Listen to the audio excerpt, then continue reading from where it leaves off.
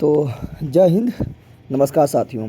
स्वागत है आपका अपना चैनल जीके जीएस मस्ती पर। आप लोग सोचेगा ये कैसे आ गया, जैसे देख रहा हूँ वैसे आ गए। ठीक है, आप लोग को पता है कि मतलब बिहार दरोगा का मेंस एग्जाम कम में मात्र जो है लगभग 20 दिन बचा हुआ है, तो उसी के लिए हम कुछ अलग करने जा रहे हैं।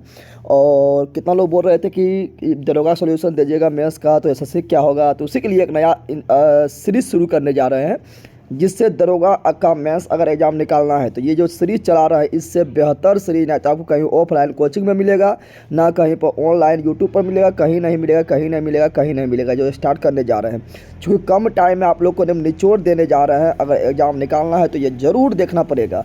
और आप ही लोग के लिए हम ये ऐसा कर रहे हैं। क्यों कर रहे हैं? चूँकि आपको जो है 7 से 10 तक जो शाम में ग्रुप डिस्कशन करवाते थे या सेट का सॉल्यूशन देते थे, वो तो मिलेगा। और उसमें बिहार एसएससी का सेट का सॉल्यूशन देंगे। और 6300 किरण वाला जो बुक है, 6300 किरण वाला बुक इसमें भी होगा, उसका भी आप लोग को सॉल्यूशन दिया जाएगा। इसीलिए आप लोग को दो दो चीज़ मिल जाए। ऐसा नहीं खाली मेंस में रहें, और जिनका मेंस ने भाई लोग का मेंस नहीं है वो लोग बोले कि आप तो हमको धोखा दे रही हैं। धोखा नहीं देंगे, ठीक है ना। तो ये वाला बुक है जिसका 90% ख़त्म कर दिया, इसका भी सॉल्यूशन आप लोग को मिलते रहे। और ये बिहार दरोगा के लिए मेंस का इसी तरह सॉल्यूशन मिलेगा, चूँकि और इससे अच्छा हो भी नहीं सकता है। और आपको बहुत ज़्यादा सेट का सॉल्यूशन दे देंगे। गेप हम चाहते एक दिन भी नहीं करें। ऐसा नहीं कि आज ये वाला बिहार दरोगा मेंस दे दिए, कल एसएससी दे दिए, तरसों जो है आप लोग को जो है क्या बोलता है उसको 6300 वाला दे दिए। ऐसा करेंगे तो बहुत टाइम बर्बाद हो जाएगा मित्रों। इसलिए बहुत जल्दी हम प्रीवियस ईयर खत्म करके आप लोग को चाहते हैं कि आप लोग को चाहते हैं कि एडिटोरिया वगैरह जो भी हो, प्रैक्टिस सेट वो सारा करवा दिया जाए। किरण का प्रैक्टिस सेट वो सारा करवा दिया जाए, जिससे कि बहुत ज़्यादा प्रैक्टिस कर ले, ठीक है ना। अगर गिर भी जाए, दौड़ो दौड़ो दौड़ो, इतना तेज दौड़ो कि गिर भी जाओ तो मंजिल तक लुढ़कते हुए पहुंच जाओ। इसलिए पहले ही इतना तेज दौड़ो कि अगर गिर भी जाए, अगर कितनों भी बाधा आ जाए ज़िंदगी में, कितनों भी परेशानियां आ जाए, फिर भी लुढ़कते हुए मंदिर तक पहुंच जाए। तो चलिए सीरीज स्टार्ट करने जा रहे हो। काफ़ी फायदा करेगा सीरीज, और कम टाइम में आपको इतना ज़बरदस्त मिलेगा और इतना ज़्यादा सीखने को मिलेगा, उसका तो हद नहीं है। तो लाइक कर देना, शेयर कर देना, सब्सक्राइब कर देना। आरपीएफ का देखिए आप लोग को तैयारी करना चाह रहे हैं बुक, वो आप लोग को हम बता देते हैं। चलिए लेट्स सेट गो। कहाँ भाग गया हो भाई साहब? चलिए ये देख लीजिए, ये आपका आरपीएफ वगैरह का हो गया है, ठीक है ना। जो करना चाहते हैं बुक आप लोग देख लीजिए। चूँकि आरपीएफ का हम बेच नहीं ला रहे हैं, यूपी पुलिस का बोल रहा है तो यूपी के लिए भी नहीं ला रहे हैं, तो उसके लिए ये हो गया हिंदी के लिए स्पेशल। और ये आपका जो है दरोगा के लिए ये मुख्य परीक्षा प्रैक्टिस बुक है। ये हम अभी प्रीवियस करा रहे हैं, वो बता देंगे किस बुक से करवा रहे हैं। इसी बुक से देखिए अभी हम प्रीवियस करवा रहे हैं, जिसमें आपका प्रारंभिक और मुख्य परीक्षा दोनों कवर एक ही हो जाएगा। लेकिन अभी हम मेंस लेकर चल रहे हैं। और ये सारा किरण का है और ये कांस्टेबल का है। आरपीएफ वाला जिसका बेच नहीं है बुक हम बता रहे हैं, आप लोग ये बुक से प्रैक्टिस करिए। और ये भी आरपीएफ का ही है। और ये इसका तो 90% खत्म। ये बुक तो आप लोग के पास रहना ही चाहिए अगर बिहार के एग्जाम तैयारी कर रहे हैं, तो ये तो एकदम रहना चाहिए। 90% खत्म कर दे, प्ले लिस्ट में जाके देखिए। और इसका प्ले लिस्ट बहुत जल्दी बनाने जा रहे हैं। एलपी के लिए देखिए ये बुक है, एलपी के लिए टीसीएस पर आधारित, लेकिन 5600 वैकेंसी दिए हैं। और एलपी का कितना लोग बोल रहे हैं भैया पटना माँ के एडम अथी कीजिए। सही बात है, हम तो मतलब देखे होंगे बिहार एसएससी में अगला बार भी गए थे और जिस बार भी जाना चाह रहे हैं। लेकिन क्या करें, 20 दिन में मेंस का भी एग्जाम आप लोग को भी तैयारी करवाना है, 20 दिन में मेंस का एग्जाम भी है, तो सब कुछ देखना पड़ रहा है। लेकिन आप लोग को ऑनलाइन जितना उतना सहायता करते रहेंगे और ऐसा जरूरत पड़ेगा तो सब टीचर जो है पटना भी आ जाएंगे, ठीक है ना। तो आप लोग को चलिए स्टार्ट करते हैं। इससे कहिएगा बहुत ज़्यादा टाइम बर्बाद कर दिए हैं और टाइम भी बहुत कम आप लोग के लिए, और इससे बेहतर हो भी नहीं सकता। एक बार लाइक कर देना, शेयर कर देना, सब्सक्राइब कर देना मित्रों। स्टार्ट करें, बोल दो यस। और बाकी बात जो है जीके जीएस मस्ती ऐप पर जाइए, वहाँ धुआंधार सीरीज चल रहा है। आपका जो है मात्र 99 में कंप्लीट स्टडी जीके मिल रहा है। उसके बाद साइंस फाउंडेशन बैच स्पेशल है, फिर जीके फाउंडेशन बैच है, बिहार एसएससी है, बिहार दरोगा है, बिहार पुलिस, सबका बैच चल रहा है। जो हो गया रिकॉर्डेड मिल जाएगा, जो नहीं हुआ वो आपको लाइव बैच मिलेगा, ठीक है ना। और ऑब्जेक्टिव के साथ आप लोग को सॉल्यूशन दिया जा रहा है, ऑब्जेक्टिव भी करवाया जा रहा है, हर बैच में करवाया जा रहा है, ठीक है। चलिए सेशन को स्टार्ट करते हैं मित्रों। क्या आप लोग तैयार है? बोलो यस, बोल दीजिए एक बार यस। चलो स्टार्ट करते हैं, सेशन को स्टार्ट करते हैं। अंतर्राष्ट्रीय महिला दिवस कब मनाया जाता है? सब लोग जानते हैं कि अंतर्राष्ट्रीय महिला दिवस 8 मार्च को मनाया जाता है। पहली बार अंतर्राष्ट्रीय महिला दिवस मनाने का शुरुआत जो किया गया था मित्रों, वो कब किया गया था? आप लोग कमेंट में लिख दीजिए। पहली बार अंतर्राष्ट्रीय महिला दिवस मनाने का, तो पहली बार अंतर्राष्ट्रीय महिला दिवस मित्रों यूएनओ के द्वारा जो है 1975 यानी 1975 में मनाया गया और 1975 से मनाते हुए आ रहे हैं। चलिए आप लोग बता दीजिए कि बताइए राष्ट्रीय बालिका दिवस कब मनाते हैं? तो राष्ट्रीय बालिका दिवस मनाते हैं मित्रों 24 जनवरी। कब मनाते हैं? राष्ट्रीय बालिका दिवस 24 जनवरी को मनाया जाता है, चूँकि 24 जनवरी 1966 को भारत के प्रथम महिला प्रधानमंत्री इंदिरा गांधी शपथ ली थी, इसीलिए। चलिए आप लोग बताइए कि राष्ट्रीय महिला दिवस कब मनाते हैं? तो राष्ट्रीय महिला दिवस हो जाएगा मित्रों कब? तो राष्ट्रीय महिला दिवस हो जाएगा 13 फरवरी। कब हो जाएगा? 13 फरवरी सरोजिनी नायडू के जन्म दिवस को राष्ट्रीय महिला दिवस के रूप में 13 फरवरी को मनाया जाता है, लेकिन राष्ट्रीय बालिका दिवस 24 जनवरी हो जाएगा। मित्रों याद रखिएगा, अंतर्राष्ट्रीय महिला दिवस 8 मार्च हो जाएगा, याद रखिएगा। कंप्यूटर साक्षरता दिवस पूछेगा तो हो जाएगा क्या, तो हो जाएगा 2 दिसंबर हो जाएगा, याद रखिएगा। चलिए आगे बढ़िए। तो मित्रों बहुत सारा क्वेश्चन देखना है। नौजवान भारत सभा की स्थापना किसने की है? तो नौजवान भारत सभा की स्थापना यहाँ बोल रहा है मित्रों, क्या बोल रहा है? तो यहाँ पर बोल रहा है मित्रों, क्या यहाँ बोल रहा है, नौजवान भारत सभा की स्थापना किसने की है? तो हम जानते हैं कि 1926 में नौजवान भारत सभा के स्थापना जो किए थे मित्रों, 1926 में नौजवान भारत संघ का जो स्थापना किए थे वो किए थे कौन? तो भगत सिंह किए थे, 1926 में किए थे। और इसके साथ छबिल दास थे। कौन थे? छबिल दास थे, याद रखिएगा। अगला क्वेश्चन है, भारत में वरीयता का सही क्रम चुने। वरीयता क्रम चुन रहा है, ये काफी इंपॉर्टेंट होता है, आप लोग को याद नहीं होता तो अभी यहीं पर याद करना है मित्रों। वरीयता क्रम पूछ रहा था, हम जानते हैं एक नंबर पर कौन आता है? राष्ट्रपति आता है, राष्ट्रपति से जस्ट बाद उपराष्ट्रपति आता है, उपराष्ट्रपति के जस्ट बाद जो है प्रधानमंत्री आता है, प्रधानमंत्री के जस्ट बाद जो है राज्यपाल आता है, राज्यपाल के बाद जो है भूतपूर्व राष्ट्रपति आता है, ठीक है ना। तो इसे याद रखिएगा। चलिए तो आप लोग को सारा बता देते थे। इसका ऑप्शन नंबर देखिएगा मित्रों, तो इसका ऑप्शन नंबर जो है 3 बिल्कुल राइट, ऑप्शन नंबर 3 बिल्कुल राइट है। सब देखिए बता रहा हूं आप लोग को, अभी तुरंत याद कीजिए मित्रों, अभी तुरंत याद कीजिए, काफी इंपॉर्टेंट है वरीयता क्रम में। तो पहला नंबर पर कौन आएगा? राष्ट्रपति। कौन आएंगे? राष्ट्रपति। दूसरा नंबर पर कौन है? उपराष्ट्रपति। तीसरा पर प्रधानमंत्री। कौन है? प्रधानमंत्री। चौथा पर राज्यों के राज्यपाल, राज्यों का राज्यपाल लेकिन अपने राज्य में, ठीक है ना। उसके बाद 5वां नंबर पर है भूतपूर्व राष्ट्रपति। भूतपूर्व राष्ट्रपति यानी आप राष्ट्रपति बन गए हैं, उसके बाद राष्ट्रपति बन गए तो राष्ट्रपति से आप हट भी जाइएगा तब भी वरीयता क्रम में आप 5वां नंबर पर आइएगा। अच्छा, उसके बाद अगला 5 के को में जोड़ा गया उप प्रधानमंत्री को जोड़ा गया है। उसके बाद 6ठा नंबर में है भारत का मुख्य न्यायाधीश, चीफ जस्टिस ऑफ इंडिया, और साथ में याद रखिए लोकसभा अध्यक्ष हो। भारत का मुख्य न्यायाधीश, चीफ जस्टिस ऑफ इंडिया और लोकसभा अध्यक्ष किसमें है? 6 नंबर। कितना में? 6 नंबर। साथ में बहुते लोग हैं, साथ है कैबिनेट मंत्री जितना भी है, केंद्रीय कैबिनेट मंत्री वो साथ में आएगा। राज्य के मुख्यमंत्री अपने राज्य में ये साथ में आएगा। योजना आयोग के उपाध्यक्ष, क्योंकि अध्यक्ष तो प्रधानमंत्री होते हैं, प्रधानमंत्री 3रा नंबर में आ गए हैं, तो योजना आयोग के उपाध्यक्ष जो है मित्रों ये आएगा 7वां नंबर में आएगा। फिर पूर्व प्रधानमंत्री जितना भी पूर्व प्रधानमंत्री जो कभी प्रधानमंत्री बने वो भी 7वां नंबर में आएगा। संसद के विपक्ष के नेता जो है वो भी 7वां नंबर में आएगा, याद रखिएगा। फिर 7 के को में जोड़ा गया भारत रत्न सम्मान से धारक, यानी भारत रत्न जो प्राप्त कर लिए हैं वो 7 के को में आएगा। एकमात्र पुरस्कार जिसे वरीयता क्रम में जगह दिया गया है। और अभी जो 2024 में घोषणा किया गया था जिससे भारत रत्न दिया गया वो कर्पूरी ठाकुर हो जाएगा। अगला है मित्रों 8 में है राजदूत। कौन है? राजदूत। 9 में क्या? उच्चतम न्यायालय के न्यायाधीश। उच्चतम न्यायालय के न्यायाधीश, मुख्य न्यायाधीश नहीं मित्रों, उच्चतम न्यायालय का न्यायाधीश है, अन्य न्यायाधीश। 9 को याद रखे, बाद में जोड़ा गया मुख्य निर्वाचन आयुक्त तथा भारत का नियंत्रक एवं महालेखा परीक्षण 9 को में मुख्य निर्वाचन आयुक्त एवं CAG किसमें? 9 को में। 10 में राज्यसभा का उपसभापति है, लोकसभा का उपाध्यक्ष है। उपसभापति क्योंकि हम जानते हैं राज्यसभा का सभापति उपराष्ट्रपति होता है, तो उपराष्ट्रपति तो दूसरा नंबर में आ गया है, तो राज्यसभा का उपसभापति 10 में है, और लोकसभा का उपाध्यक्ष जो है मित्रों ये भी 10 में है, लेकिन लोकसभा का अध्यक्ष जो है 6 में, लोकसभा का अध्यक्ष 6 में, उपाध्यक्ष किसमें है? 10 में है, ठीक है ना। ये सब याद रखिएगा। महान्यायवादी 11, महान्यायवादी कहाँ है मित्रों? 11 कहाँ पर है? 11 में है, याद रखिए। महान्यायवादी 11 में हो जाएगा। बाकी जनरल अथवा रैंक के अधिकारी, सेनाध्यक्ष वगैरह ये सब 12 में हो जाएगा, ये याद रखिएगा। तो इतना आप लोग को याद होना चाहिए। तो इसका ऑप्शन नंबर जो 3 मारे बिल्कुल राइट है, सही से आएगा कौन? Option number 3। चलिए आगे बढ़िए तो मित्रों, अगला क्वेश्चन क्या है? अगला देखिए क्वेश्चन क्या है, कवक के कोशिका भित्ति का मुख्य कार्य क्या है? तो जानते कवक का कोशिका भित्ति जो है मित्रों ये काइटिन का बना होता है। कवक का कोशिका भित्ति किसका बना होता है? कवक का कोशिका भित्ति मित्रों काइटिन का बना होता है। और कवक के अध्ययन को क्या बोलते हैं? माइकोलॉजी बोलते हैं। सवाल के अध्ययन को फाइकोलॉजी बोलते हैं, और लाइकेन के अध्ययन को लाइकेनोलॉजी बोलते हैं। और कवक के जो है इसके पास जो है कवक जो होता है ये क्या होता है? कवक जितना भी होगा, ठीक है ना, ये सभी जो है इसके पास स्वयं जो है क्लोरोफिल नहीं होता है, प्रकाश संश्लेषण ये नहीं कर पाते हैं, ठीक है, और ये मृत जीवी होते हैं। इसका कोशिका भित्ति काइटिन का बना होता है, याद रखिएगा। चलिए आगे बढ़ जाते हैं मित्रों। अगला क्या है? अगला देखिए काफ़ी अच्छा क्वेश्चन है मित्रों। अगला है एक समबाहुभुज का आंतरिक कोण और उसके बाह्य कोण से 4 गुना है। तो बहुभुज की कितनी भुजाएं? बोल रहा है कि समबाहुभुज है जिसका आंतरिक कोण है, आंतरिक यानी अंतः कोण जो बाह्य कोण से 4 गुना है, यानी बाह्य कोण अगर थीटा यदि देखिए बाह्य कोण से 4 गुना है, आंतरिक कोण जो मित्रों ये क्या है? बाह्य कोण के 4 गुना है, यानी आंतरिक कोण अगर थीटा है, आंतरिक कोण क्या है मित्रों?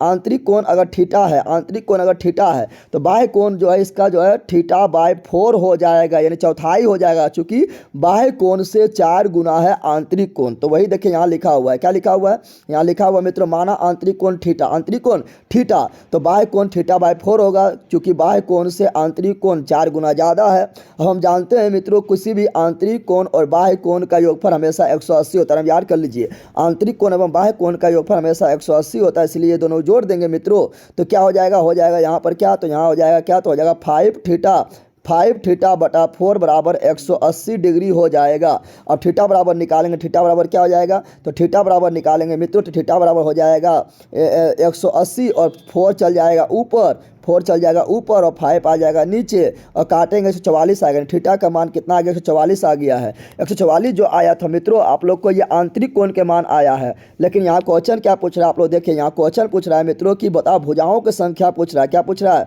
यहाँ पूछ रहा है भुजाएं की संख्या बताएं। तो यहाँ पर हम जान रहे हैं मित्रों कि आंतरिक कोण का मान 144 आ गया है और अभी हम जस्ट बोले हैं क्या कि बाह्य कोण और आंतरिक कोण का योगफल 180 होता है।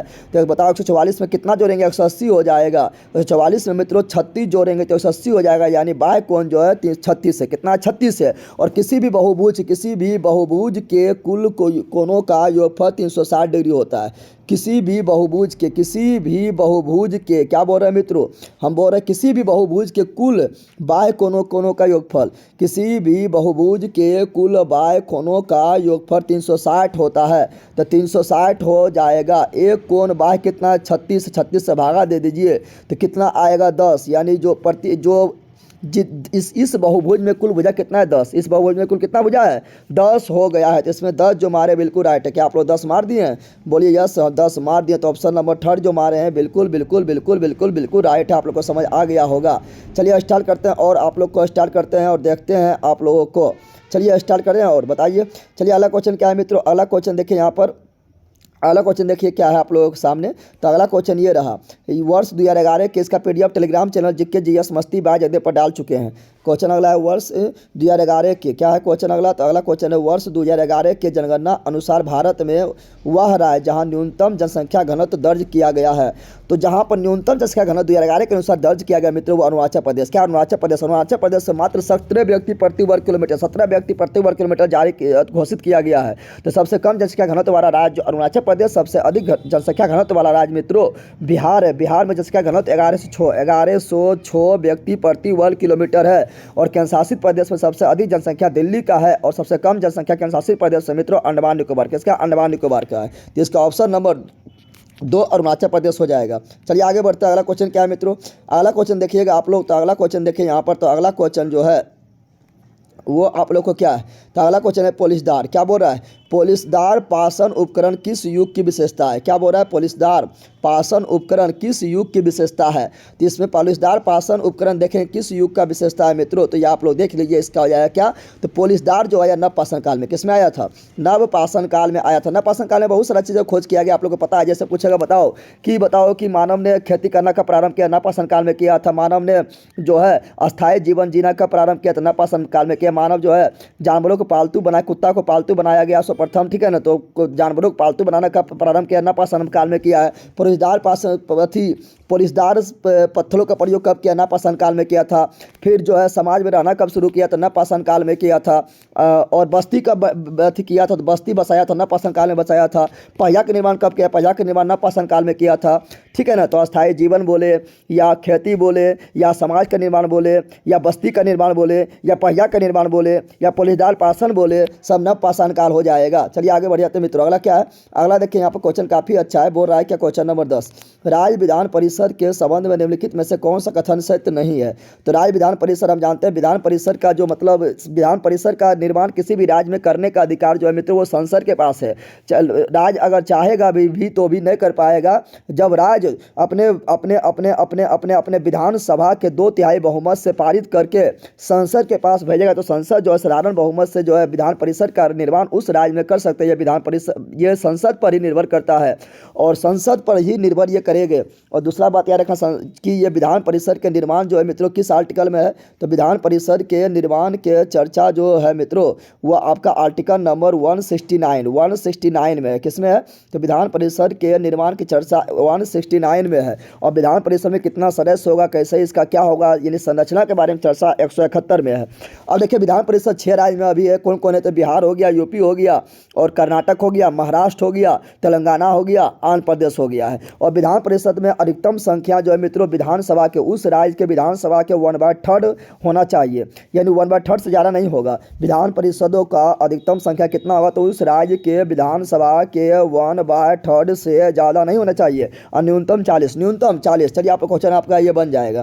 क्या बोल रहा है? महाराष्ट्र एवं तेलंगाना राज्य में द्विसदनात्मक विधानमंडल है। बिल्कुल द्विसदनात्मक विधानमंडल है, यानी विधानसभा भी विधान परिषद भी, बिल्कुल राइट है। अगला, विधान परिषद के सदस्यों की अधिकतम विधानसभा के सदस्य के 1/3 होना चाहिए। बिल्कुल 1/3 से ज़्यादा नहीं होना चाहिए। न्यूनतम बताए थे 40, यहाँ 60 दे दिया है। 60 जो है मित्रों, 60 आपका लोकसभा में न्यूनतम है। 60 जो है लोकसभा में न्यूनतम है, याद रखिएगा। तो ये बिल्कुल गलत हो गया, ऑप्शन नंबर 3 तो गलत ही पूछ रहा है, इसलिए 3 जो मारे हैं उसका बिल्कुल राइट है।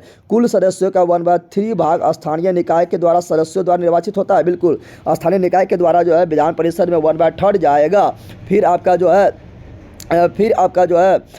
विधानसभा के सदस्यों के द्वारा भी 1/3 जाएगा। उसके बाद पूछता है, इसके द्वारा पूछता है, किसके द्वारा पूछता है? तो पूछता है राज्यपाल के द्वारा कितना मनोनीत किया जाएगा, तो 1/6 किया जाएगा।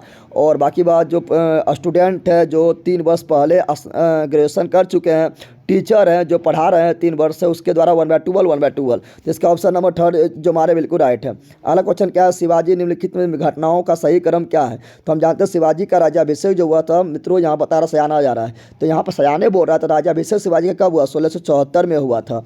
सूरत की पहली लूट शिवाजी ने कब किया था? 1664 में पहली लूट किया था। शिवाजी सूरत को 2 बार लूटे थे, एक 1670 में लूटे थे, ठीक है ना। तो पहली तो 1664 में। कर्नाटक पर आक्रमण, तो हम जानते हैं कि शिवाजी का अंतिम आक्रमण जो था वो कर्नाटक के जिंजी के किला पर आक्रमण किए थे, 1670 में किए थे, तो ये 1670 हो जाएगा। और पुरंदर दुर्ग पर विजय शिवाजी कब किया? 1646 में किए थे। इस प्रकार इसको क्रम से सजाएंगे, तो क्रम से सजाने पर क्या होगा? तो क्रम से सजाने पर देखिए क्या आएगा। पहला जो आएगा मित्रों, वो पहला आएगा क्या? तो ऑप्शन नंबर डी आएगा। ऑप्शन नंबर डी पहले आएगा, तो ऑप्शन नंबर डी यहाँ भी है और यहाँ भी है, ठीक है ना। उसके बाद डी के बाद कौन आएगा? तो डी के बाद सूरत की पहली लूट आएगा, यानी बी आना चाहिए, तो बी यहाँ भी है और यहाँ भी है। उसके बाद मित्रों क्या आना चाहिए? तो कर्नाटक पर आक्रमण आना चाहिए, यानी सी आना चाहिए, तो सी यहाँ पर है। उसके बाद राज्याभिषेक जो है वाराणसी के पंडित थे, महान विद्वान पंडित के द्वारा 1674 में इसका राज्याभिषेक कराया गया था, तो ऑप्शन नंबर 1 इसका बिल्कुल राइट है।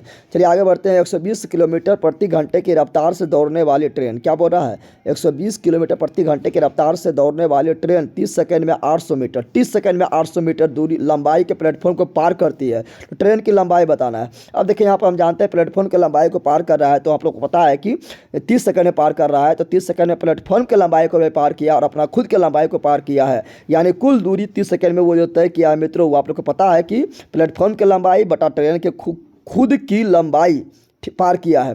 और यहाँ पे 120 किलोमीटर प्रति घंटा की रफ्तार से जा रहा था। 120 को बदलेंगे सेकंड में, कैसे बदलेंगे मित्रों?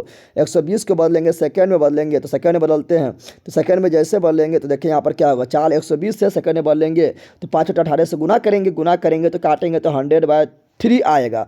अब जानते हैं 4 बराबर क्या होता है? दूरी बटा समय। दूरी क्या होगा? दूरी होगा मित्रों प्लेटफॉर्म की दूरी और ट्रेन की लंबाई, दोनों को जोड़ेंगे तो कुल दूरी हो जाएगा। और कुल दूरी 30 सेकंड में पार किए, 30 से भागा दे दिए हैं, तो दूरी बटा समय बराबर क्या होगा? चाल। तो चाल कितना है? 100/3 आया है, 100/3 लिख दिए हैं। अब यहाँ पर देखिएगा मित्रों, तो यहाँ पर आप लोग देखिए, अब ये जो 30 नीचे था, 30 को हम ये पार कर दिए, 30 यहाँ पर गुना हो गया है, 3 से काट दिए, 10 बार में कट गया है, 10 बार में कट गया है, तो 100 × 10 किए तो 1000, यानी यहाँ पर कुल दूरी मित्रों 1000 आया है, जिसमें प्लेटफॉर्म की लंबाई 800 है। तो बताओ, आप लोग बता दीजिए कि ट्रेन की लंबाई कितना होगा? तो 200 मीटर। कितना हो जाएगा? 200 मीटर हो जाएगा। तो इसमें जो 200 मारे हैं उसका बिल्कुल राइट है। कौन कौन 200 मार दिए हैं? तो 200 जो मारे हैं उसका बिल्कुल राइट है, ऑप्शन नंबर 1 बिल्कुल राइट है। अगला देखिए क्वेश्चन क्या है? निम्नलिखित में से कौन सा प्रत्यक्ष लोकतंत्र का साधन नहीं है? तो प्रत्यक्ष लोकतंत्र का साधन, प्रत्यक्ष लोकतंत्र का एक उदाहरण कौन सा नहीं है? तो जेरीमैंडरिंग उदाहरण है। जेरीमैंडरिंग क्या है? जेरीमैंडरिंग है कि क्या है? किसी विशेष पार्टी को फायदा पहुंचाना चुनाव के समय जेरीमैंडरिंग कहलाता है। तो जब फायदे पहुंचा देंगे तो लोकतंत्र कौन काम के रहेगा? यानी ऑप्शन नंबर 4 जो है लोकतंत्र के लिए अच्छा नहीं है, साधन नहीं है, ठीक है ना। फिर आगे बढ़ते हैं। एक महिला की तरफ इशारा करते हुए, ठीक है ना, आप लोग इशारा नहीं कीजिएगा, बोलिएगा लेकिन में बहुत पढ़ लिया, महिला की तरफ इशारा कराइए, मर्जी खा जाइएगा, ठीक है ना। चलिए यहाँ ध्यान दीजिए।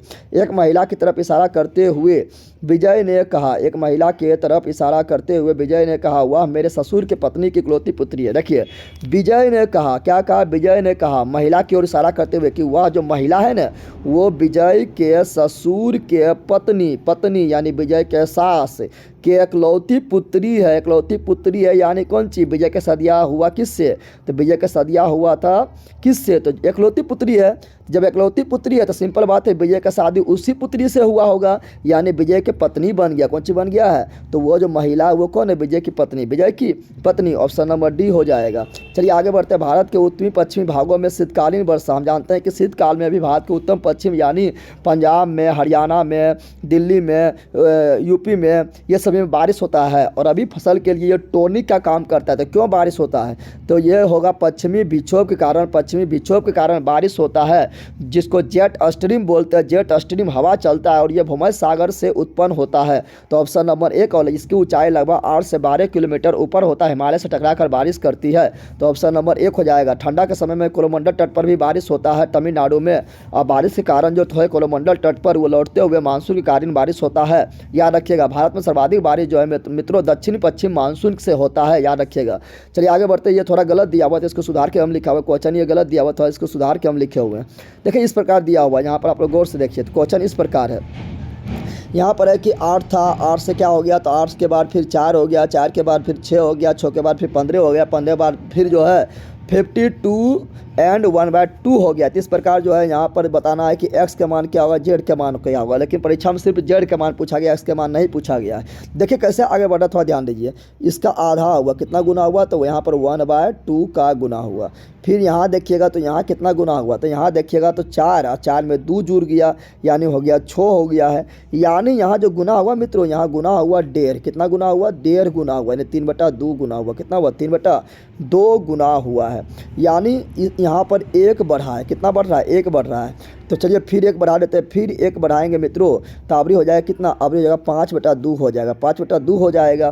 तो देखो 2 से 6 काट दो 3 बार में, और 5 या 15, फिर 1 बढ़ाएंगे मित्रों तो 1 बढ़ाने पे कितना हो जाएगा, तो 7/2, 7/2 हो जाएगा। ठीक है ना, इस प्रकार ये बढ़ रहा है, आगे बढ़ रहा है। तो यहाँ भी कितना बढ़ेगा, तो 1/2 होगा, तो 1/2 होगा तो 6 हो गया है, फिर 3/2 होगा तो 9 हो गया है, फिर 5/2 होगा तो कितना होगा, तो 9 के 5/2 करो, तो 9 के 5/2 करेंगे तो 9 × 5 = 45, 45/2 यानी 45/2 को काटेंगे तो 22.1/2 आएगा। यानी जेड का मान पूछ रहा है मित्रों, तो जेड का मान क्या होगा, तो जेड का मान जो होगा वो हो जाएगा आप लोग को क्या होगा, जेड का मान क्या होगा, तो जेड का मान होगा 22.1/2। तो ऑप्शन में जहाँ 22.1/2 है वो बिल्कुल सही है, कट गया यहाँ पर थोड़ा ऑप्शन, ठीक है ना, तो 22.1/2 हो जाएगा। अगला क्वेश्चन क्या है मित्रों, अगला क्वेश्चन देखिए क्या, अगला क्वेश्चन बोल रहा है क्या कि यदि x का 1/4 6 से 5 अधिक है। देखिए कितना अच्छा क्वेश्चन है, x का 1/4 6 से 5 अधिक है तो तब x का वैल्यू पूछ रहा है। ये तो सिंपल, आप लोग देखिए प्रश्न में क्या बोल रहा है, प्रश्न में बोल रहा है मित्रों x का 1/4 6 से 5 अधिक है, 6 से 5 अधिक कर दिए हैं। अब यहाँ ध्यान दिए x/4 बराबर क्या हो गया, 11 हो गया, तो 44 यानी x का मान आ गया 44। कितना आ गया, 44। तो ये आपका प्रीवियस ईयर मेंस का है, पेपर 2020 का पेपर है, ठीक है ना, तो 44 जो हमारे बिल्कुल राइट है। तो बिल्कुल हम जुड़े रहिए, काफ़ी मजा आ जाएगा। अगला क्वेश्चन क्या, निम्नलिखित में से कौन सा पृथ्वी के घूर्णन का प्रभाव नहीं है। पृथ्वी का घूर्णन, हम जानते हैं पृथ्वी के घूर्णन के कारण दिन एवं रात होता है। पृथ्वी के घूर्णन के कारण जो है हवा चलती, पवनों का विक्षेपण होता है, कैरोलस बल उत्पन्न होता है, दिन एवं रात होता है। लेकिन ऋतु परिवर्तन जो होता है मित्रों, ऋतु परिवर्तन होता है पृथ्वी के परिक्रमण के कारण होता है, परिक्रमण के कारण होता है। घूर्णन यानी परिभ्रमण के कारण नहीं बल्कि परिक्रमण के कारण होता है। तो इसका ऑप्शन नंबर 4 जो है ये घूर्णन के कारण नहीं होता है। चलिए आगे बढ़ जाता है। अगला क्या, आपातकाल की घोषणा को तब निम्नलिखित में से कौन से मूल अधिकार को छोड़कर अन्य सभी मूल अधिकार के प्रवर्तन के लिए न्यायालय में जाने का अधिकार निलंबित रहता है। यानी हम जानते हैं आपातकाल जब लगेगा में, तो आपातकाल लगने पर क्या होगा, आर्टिकल 19 जो है ये अपने आप समाप्त हो जाएगा। जैसे अब जो है 352 के तहत राष्ट्रीय आपातकाल लगा है, तो आर्टिकल 19 जो है अपने आप समाप्त हो जाएगा।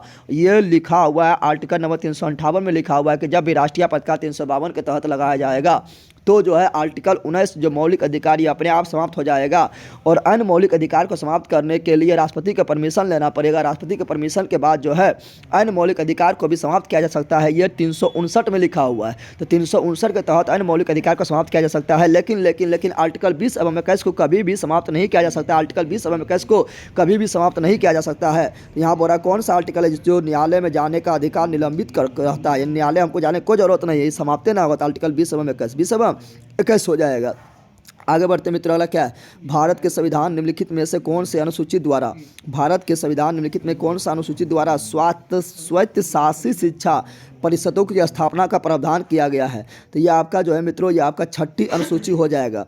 छठी अनुसूची में प्रावधान किया गया, आप लोग को बताया था छठी अनुसूची में क्या है। तो छठी अनुसूची में जो है मित्रों, ये आपका जो है 4 राज्यों का, जिसको बोलते हैं ट्रिक, जिसका है मातम, क्या है, MATM, मातम। M से मेघालय, A से असम, T से त्रिपुरा, M से मिजोरम। तो मेघालय, असम, त्रिपुरा, मिजोरम के जनजातियों के बारे में, यानी ST के बारे में, प्रशासन के बारे में, शिक्षा के बारे में चर्चा किया गया है, जिसका 6 हो जाएगा। संपूर्ण देश के जनजातियों के बारे में चर्चा जो किया गया है मित्रों, वो 5 में है, लेकिन 4 राज्य मेघालय, असम, त्रिपुरा, मिजोरम के ये छठी अनुसूची में है। तीसरी में क्या है मित्रों, तीसरी में देखिए, तीसरी में शपथ, क्या है, शपथ है, ठीक है ना। और 8वीं में भाषा है, 22 भाषा है। 10वीं में दल बदल है, जिसको 52वीं संविधान संशोधन के द्वारा जो है 1985 में लागू किया गया था। अगला क्या है मित्रों, एफ्लाप विष का उत्पादन होता है। तो एफ्लाप विष का उत्पादन जो है मित्रों कवक के द्वारा होता है। कवक की कोशिका भित्ति काइटिन का बना होता है, बता चुके। कवक का अध्ययन को माइकोलॉजी बोलते हैं। और जीवाणु का जो खोज किया था ल्यूवेनहोक ने किया था। विषाणु का जो खोज किया था मित्रों, यो इवानोविस्की ने किया था। शैवाल के अध्ययन को फाइकोलॉजी बोलते हैं, कवक के अध्ययन को माइकोलॉजी बोलते हैं। चलिए आगे बढ़ते हैं। इसका ऑप्शन 4 जो हमारे बिल्कुल राइट है। अगला क्या है मित्रों, राज्यसभा के सदस्यों के चुनाव की प्रक्रिया ग्रहण की गई है। तो राज्यसभा के सदस्यों के चुनाव की प्रक्रिया ग्रहण किया गया मित्रों दक्षिण अफ्रीका का संविधान। दक्षिण अफ्रीका के संविधान से ग्रहण किया गया, याद रखिए, दक्षिण अफ्रीका के संविधान से ग्रहण किया गया है, याद रखिएगा। जापान के संविधान से क्या लिए हैं, जापान के संविधान से लिए हैं विधि के समझ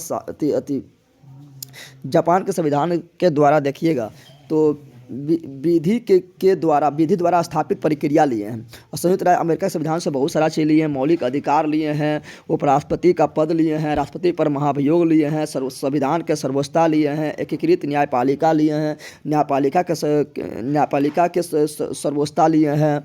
फिर यहीं से प्रस्तावना के लिए हैं। प्रस्तावना के भाषा ऑस्ट्रेलिया से लिए हैं, कि प्रस्तावना जो लिए हैं वो कहाँ से लिए, अमेरिका से लिए हैं। फिर सुप्रीम कोर्ट के न्यायाधीश को हटाने की जो प्रक्रिया है वो कहाँ से लिए, तो अमेरिका से लिए हैं, याद रखिएगा, ठीक है ना।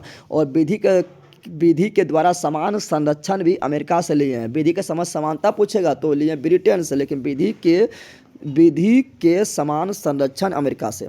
चलिए आगे बढ़ जाते हैं। अगला क्या है, आयरलैंड से क्या लिए थे, DPSP नीति ने तत्व लिए थे। इसका ऑप्शन नंबर 2 जो हमारे बिल्कुल राइट है। अगला है प्यूनिक युद्ध के मध्य लड़े गए थे। प्यूनिक युद्ध किसके बीच लड़े गए हैं, तो रोम एवं कार्थोज के बीच लड़े गए हैं। 264 BC से 164 BC तक चला था, लगभग 1 वर्ष चला था। और ये रोम और कार्थोज के बीच लड़ा गया। कुछ ऐसा पूछेगा जो किसी को पता ना होगा, प्यूनिक युद्ध आप किसी को पता नहीं होगा, ठीक है। तो ऐसा क्वेश्चन पूछता है। चलिए अगला क्या, अनुवांशिक विकार जिसमें केंद्रक में 47 क्रोमोसोम हो जाता है। देखिए क्या होगा, देखिए यहाँ पर 47 क्रोमोसोम हो गया, यानी हम जानते हैं पुरुष में होता है क्या मित्रों, पुरुष में XY होता है। लेकिन यहाँ पर एगो X बढ़ गया, इसका मतलब क्या हुआ, पुरुष में जो है महिला का गुण आ गया, यानी बन गया क्या, तो बन गया किन्नर बन गया, यानी मतलब ट्रांसजेंडर बन गया है, थर्ड जेंडर बन गया है, जिसको आप लोग बोलचाल के भाषा में छक्का बोलते हैं, वो बन गया है। तो ये इसको क्या बोलते हैं, इसको बोलते हैं क्लाइनफेल्टर। क्या बोलते हैं, क्लाइनफेल्टर। तो इसका ऑप्शन नंबर जो 1 हमारे बिल्कुल राइट है। अब यहाँ टर्नर सिंड्रोम क्या होगा मित्रों, टर्नर सिंड्रोम क्या होगा, एगो X से गायब हो जाएगा। टर्नर सिंड्रोम में एक ठो X क्या होगा, गायब हो जाएगा। और टर्नर सिंड्रोम में क्या होगा, टर्नर सिंड्रोम में मित्रों एक महिला में डबल X होता है, उसमें क्या होगा, तो उसमें से एक ठो X गायब हो जाएगा और 45 गो क्रोमोसोम हो जाएगा। तो टर्नर सिंड्रोम में 45 क्रोमोसोम हो जाएगा, क्लाइनफेल्टर में 47 हो जाएगा, एगो X बढ़ जाएगा। और डाउन सिंड्रोम में क्या होगा मित्रों, डाउन सिंड्रोम में देखिएगा, डाउन सिंड्रोम में याद रखिए, डाउन सिंड्रोम में मित्रों 21वां क्रोमोसोम जो है, 21वां क्रोमोसोम में एक गो बढ़ जाएगा, 47 हो जाएगा। डाउन सिंड्रोम में भी 47 होगा, लेकिन 21वां में बढ़ेगा, लिंग बलम नहीं बढ़ेगा, ठीक है ना, 21वां में बढ़ेगा। और पटाऊ सिंड्रोम जो है मित्रों, पटाऊ सिंड्रोम में जो भी 47, पटाऊ सिंड्रोम में भी 47 हो जाएगा, लेकिन पटाऊ सिंड्रोम में 47 होगा, उससे 13वां में बढ़ेगा। पटाऊ सिंड्रोम में 47 हो जाएगा, लेकिन 13वां में बढ़ेगा। तो याद रखिए, क्लाइनफेल्टर में भी 47 हो गया, लेकिन इसमें जो है लिंग गुणसूत्र में बढ़ा, यानी एगो X बढ़ गया है, ठीक है ना। फिर डाउन सिंड्रोम में भी 47 हो जाएगा, लेकिन 21वां जोड़ा गुणसूत्र में एगो बढ़ेगा, ठीक है ना। पटाऊ सिंड्रोम में भी 47 हो जाएगा, लेकिन 13 को पटाऊंगा, यानी 13वां में एक बढ़ जाएगा, ठीक है ना। और टर्नर सिंड्रोम में 45 हो जाएगा, टर्नर सिंड्रोम में 45 हो जाएगा, याद रखिएगा, ठीक है। तो इसका ऑप्शन नंबर 1 जो बोले बिल्कुल राइट है। निम्नलिखित में कौन सा मुख्यमंत्री विषय में सही नहीं है। देखिए यहाँ पर अंतर्राज्यीय परिषद के सदस्य, तो मुख्यमंत्री जो है अंतर्राज्यीय परिषद के सदस्य होता है, बिल्कुल राइट है। अंतर्राज्यीय परिषद जो आर्टिकल नंबर 263 में है, और इसका अध्यक्ष प्रधानमंत्री होते हैं। अंतर्राज्यीय परिषद के सदस्य के रूप में मुख्यमंत्री को चुना जाता है।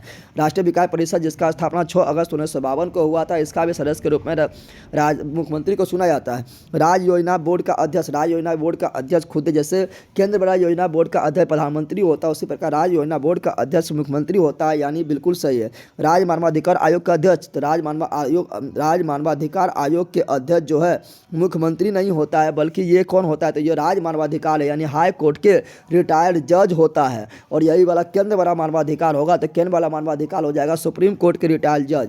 तो यहाँ पर ऑप्शन नंबर 4, राज्य वाला मानवाधिकार आयोग के अध्यक्ष जो है मुख्यमंत्री नहीं बल्कि हाई कोर्ट के रिटायर्ड जज होगा। ऑप्शन नंबर 4 यहाँ पर गलत है। आगे बढ़ जाते हैं तो ऑप्शन नंबर 4 हो जाएगा।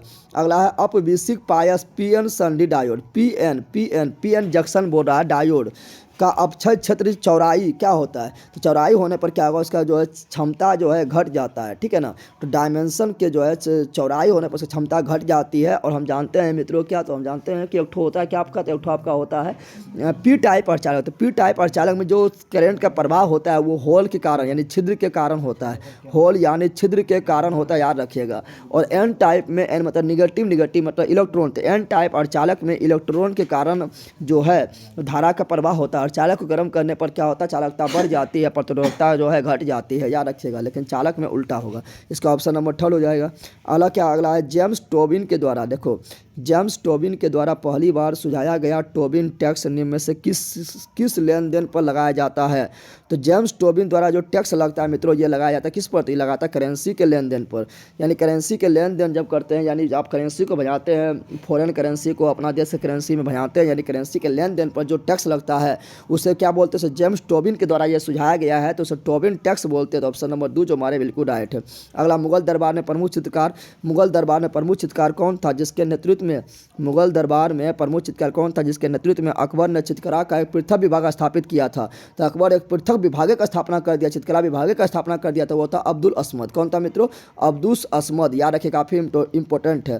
तो अब्दुल असमद हो जाएगा। हम जानते हैं कि अकबर के दरबार में चित्रकार कुछ थे, फेमस चित्रकार थे, अब्दुल असमद अकबर के दरबार में रहते थे। फिर दसाबन और बसावन, क्या बोल रहे हैं, दसाबन और बसावन जो है मित्रों, ये भी अकबर के दरबार में रहते थे। लेकिन चित्रकार के स्वर्णकाल जहांगीर के काल को कहा जाता है। जहांगीर के दरबार में कुछ फेमस चित्रकार थे, जैसे मंसूर जो है किसके दरबार में रहते थे, मंसूर जो है जहांगीर के दरबार में रहते थे, ठीक है ना। उसी प्रकार मनोहर किसके दरबार में, मनोहर भी जहांगीर के दरबार में रहते थे। अबुल हसन किसके दरबार में, तो अबुल फजल नहीं बोल रहे हैं, अबुल हसन बोल रहे हैं। तो अबुल हसन भी जहांगीर के दरबार में रहते थे। और बिशन दास भी जहांगीर के दरबार में रहते थे, सब याद रखिएगा। जिसका ऑप्शन नंबर 1 जो हमारे मित्रों बिल्कुल राइट है। अगला क्या बोल रहा है, क्या है, देखिए मैथ से क्वेश्चन है, बोल रहा है एक शर्ट को 1353 रुपये के बजाय 1425 रुपये में बेचने पर, यानी 1353 में बेचना चाहिए था, लेकिन हम जो है प्रॉफिट कमाए हैं और 1425 रुपये में बेच दिए। पर बात है प्रॉफिट होगा तो 8% ज़्यादा प्राप्ति होती है, यानी 1353 से 1425 कर दिए तो 8% ज़्यादा मिल रहा है।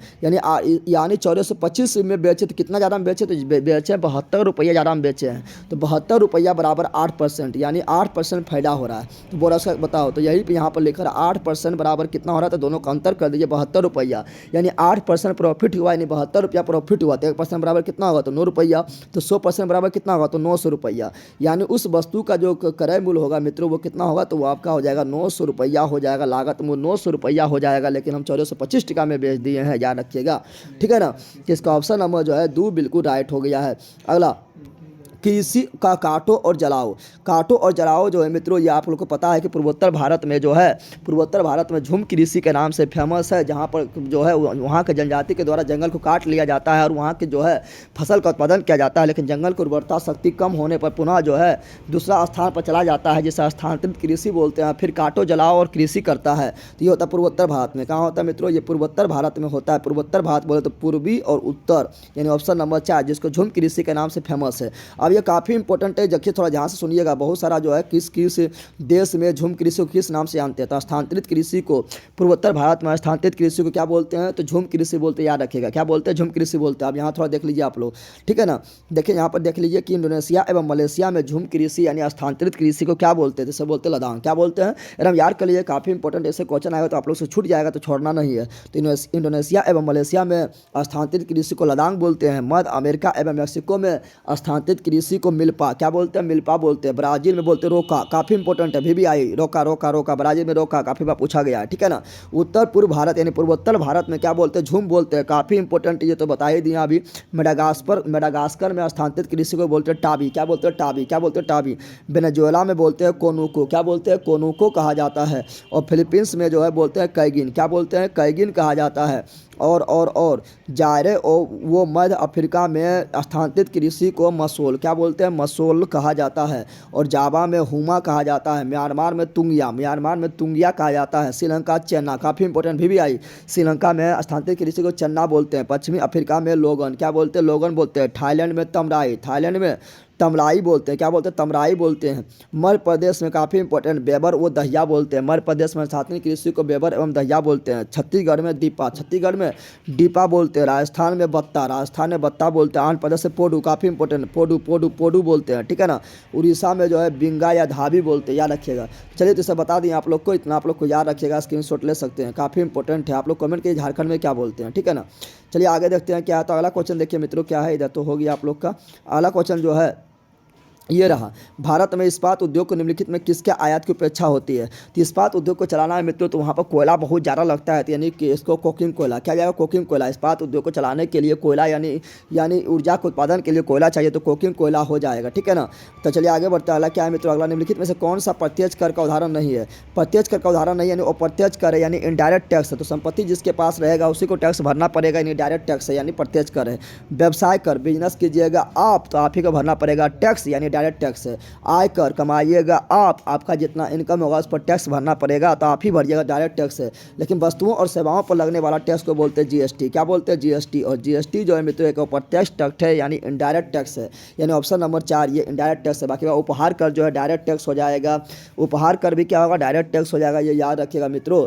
बाकी बात जो है आप लोग का निगम कर भी क्या होगा, तो ये भी डायरेक्ट टैक्स हो जाएगा, याद रखिएगा। लेकिन वस्तुओं और सेवाओं पर लगने वाला कर जो है ये इनडायरेक्ट टैक्स है। चलिए आगे बढ़ते हैं। अगला क्या है, संस्कृति और शिक्षा का अधिकार। तो हम जानते हैं कि मौलिक अधिकार के भाग 4, मौलिक अधिकार भाग 4 में है।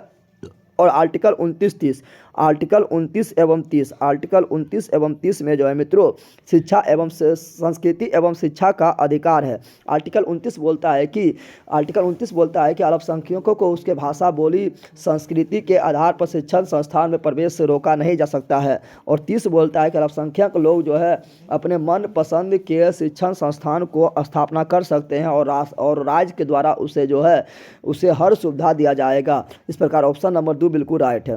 अगला निम्नलिखित में किसने रेहतबारी व्यवस्था शुरू किया। काफ़ी इंपॉर्टेंट रेहतबारी व्यवस्था है जो मित्रों, ये रेहतबारी व्यवस्था जो है मित्रों ये 1820 में शुरू किया गया था सर टॉमस मुंडो द्वारा। क्या आ जाएगा यहाँ पर, तो इसका हो जाएगा मित्रों टॉमस मुंडो ऑप्शन नंबर 2 हो जाएगा। अब थोड़ा ध्यान दीजिएगा, अस्थाई बंदोबस्त बोलेगा तो अस्थाई बंदोबस्त का शुरुआत मित्रों 1793 में किया गया था। लॉर्ड कॉर्नवालिस इसका जनक था, याद रखिएगा। और ये अस्थाई बंदोबस्त का जनक लॉर्ड कॉर्नवालिस था, लेकिन इसका जो है प्रस्ताव कौन लाया था, तो अस्थाई बंदोबस्त का प्रस्ताव जो है सर जॉन सोर ने लाया था 1792 में। और 1793 में अस्थाई बंदोबस्त का स्थापना लॉर्ड कॉर्नवालिस कर दिए थे। सर्वप्रथम ये बंगाल, बिहार, उड़ीसा में लागू किया गया था और बनारस क्षेत्र में भी लागू किया गया था। और ये मात्र 19% भूमि पर लागू किया गया था। और इसमें जो है ये इसी को जमींदारी व्यवस्था कहते हैं, क्योंकि इसमें भूमि का मालिक, अस्थाई बंदोबस्त में भूमि का मालिक जमींदार होते थे। कौन होते थे, जमींदार होते थे, जिसमें जमींदार जो है 1/11 यानी 11 भाग में 1 भाग जमींदार टैक्स को रखते थे और 10 भाग जो है वो अंग्रेज को देना पड़ता था, याद रखिएगा, ठीक है। फिर यहाँ पर जो है मित्रों रेहतबारी व्यवस्था, तो रेहतबारी व्यवस्था कौन चलाया था, टॉमस मुंडो। और रेहतबारी व्यवस्था का शुरुआत सर्वप्रथम 1820 में हुआ था। और रेहतबारी व्यवस्था जो है मित्रों इसमें जो है इससे और व्यक्ति जुड़ल था, कर्नल लीड। क्वेश्चन पूछा है कर्नल लीड किस व्यवस्था से जुड़ा हुआ था। कर्नल लीड और टॉमस मुंडो ये रेहतबारी व्यवस्था से जुड़ा हुआ था। और रेहतबारी व्यवस्था सर्वाधिक भूमि पर जो व्यवस्था था वो रेहतबारी व्यवस्था था। रेहतबारी व्यवस्था कुल 51% भूमि पर था।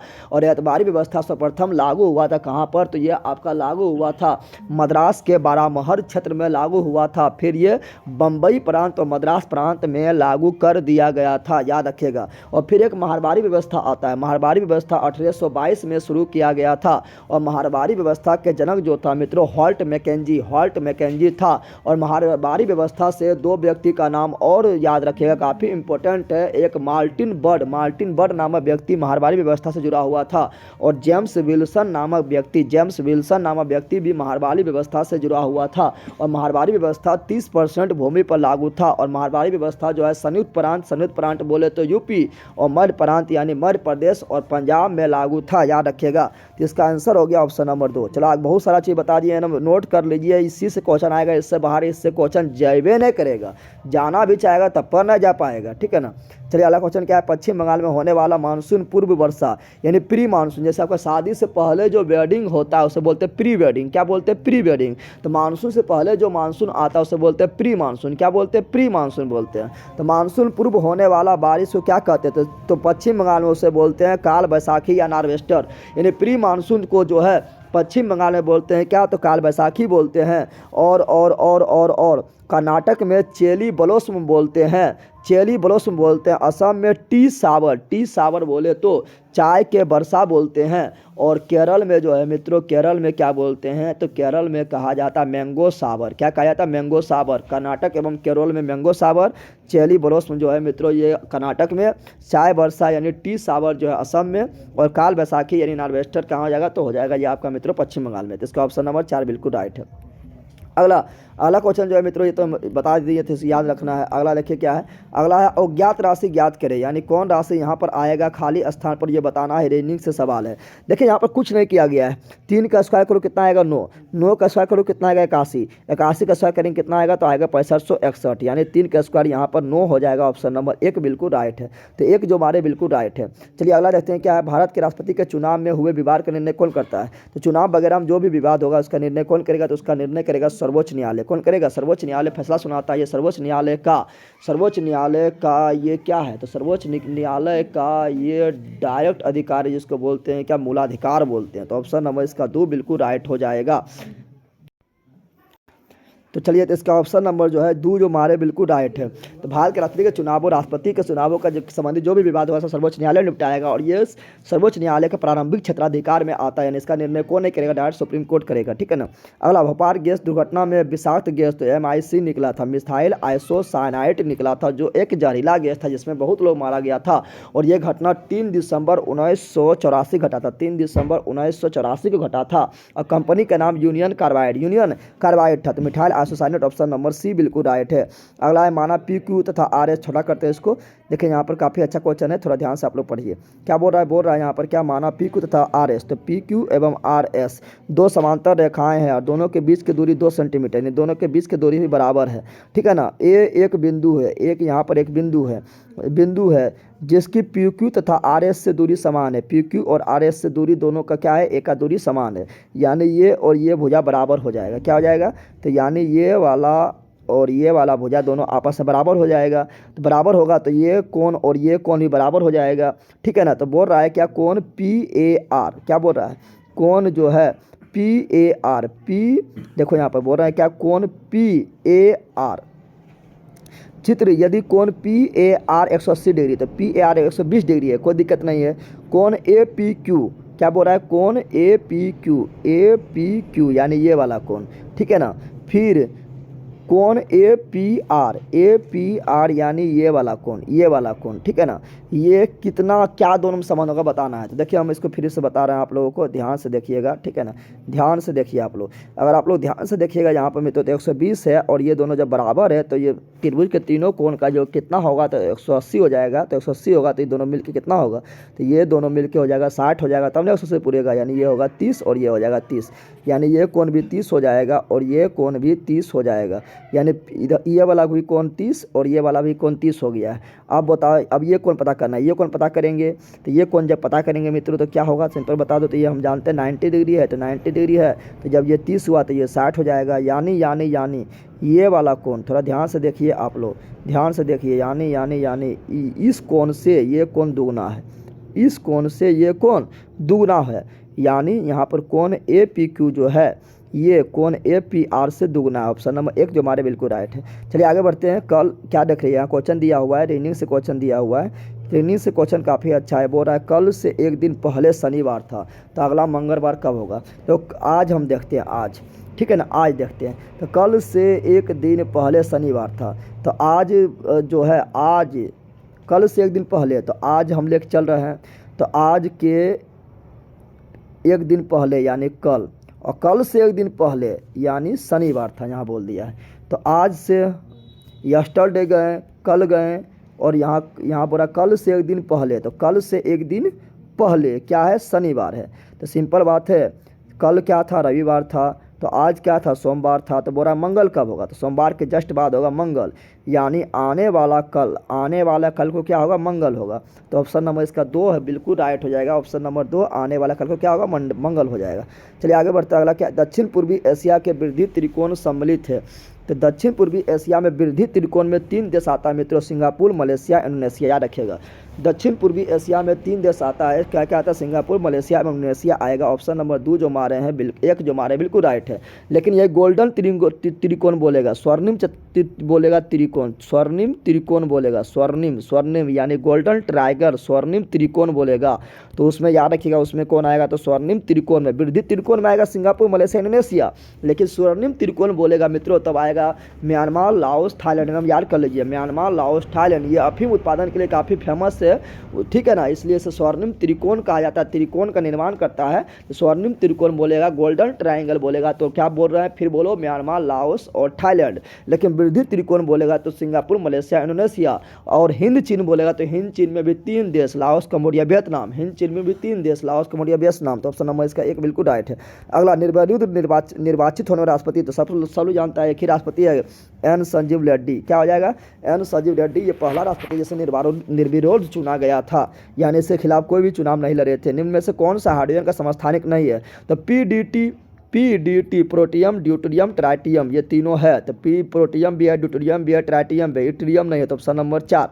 अगला, भारत में बाजार नियंत्रण प्रणाली किस सुल्तान द्वारा लागू किया गया है, तो बाजार नियंत्रण प्रणाली जो है ये अलाउद्दीन खिलजी के द्वारा लागू किया गया। बाजार नियंत्रण बोले या मूल्य नियंत्रण बोले या माप तोल प्रणाली बोले या हुलिया बदलना बोले या घोड़ा दागना बोले, ठीक है ना, या अस्थाई सेना बोले, सभी जो है अलाउद्दीन खिलजी के द्वारा रखना प्रारंभ किया गया है। और अलाउद्दीन खिलजी ही है जिसने अलाई दरवाज़ा का निर्माण करवाया है, 100 खंबे वाले महल का निर्माण करवाए हैं। याद रखिएगा, अलाउद्दीन खिलजी जो है ये सेना को नगद वेतन देना भी प्रारंभ किए हैं, अस्थाई सेना रखना प्रारंभ किए हैं, और ये एक वित्त विभाग का स्थापना किए हैं जिसे दीवान ए मुस्तखराज कहा जाता है। तो ऑप्शन नंबर 1 बिल्कुल राइट है।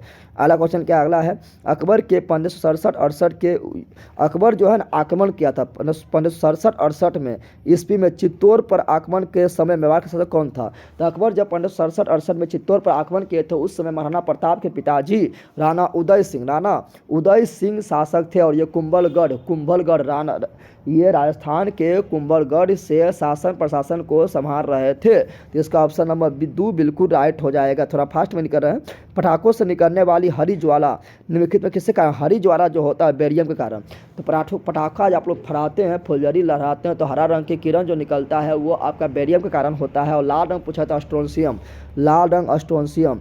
लोकसभा में प्रथम विपक्ष के नेता कौन था, तो लोकसभा में प्रथम विपक्ष के जो नेता थे वो थे राम सुभग सिंह। कौन थे, राम सुभग सिंह। वर्तमान समय में मल्लिकार्जुन खड़गे है, तो प्रथम जो था वो राम सुभग सिंह था। और लोकसभा के प्रथम अध्यक्ष कौन था, तो गणेश वासुदेव मावलंकर था। और लोकसभा के प्रथम उपाध्यक्ष कौन था, तो अनंत सैनम आयंगर ये प्रथम उपाध्यक्ष थे। याद रखिएगा, लोकसभा आर्टिकल नंबर किस में आता है, तो आर्टिकल नंबर 79 में आता है, राज्यसभा 80 में आता है और लोकसभा जो है 81 में आता है। तो ऑप्शन नंबर 3 बिल्कुल राइट है। अगला, ग्लूकोज का एक अणु एंजाइम, ग्लूकोज का एक अणु क्या बोल रहा है, ग्लूकोज का एक अणु एंजाइम उत्प्रेरित श्रृंखलाओं की अभिक्रिया द्वारा पायरुविक अम्ल के 2 अणुओं में टूट जाता है। इस पर क्या बोलते हैं, तो देखिए ग्लूकोज जो 6C6H12O6 है, इसको 2 भाग में टूटना इसे बोलते हैं ग्लाइकोलाइसिस। क्या बोलते हैं? ग्लाइकोलाइसिस बोलते हैं। और ये क्रिया होता है कोशिका द्रव में होता है।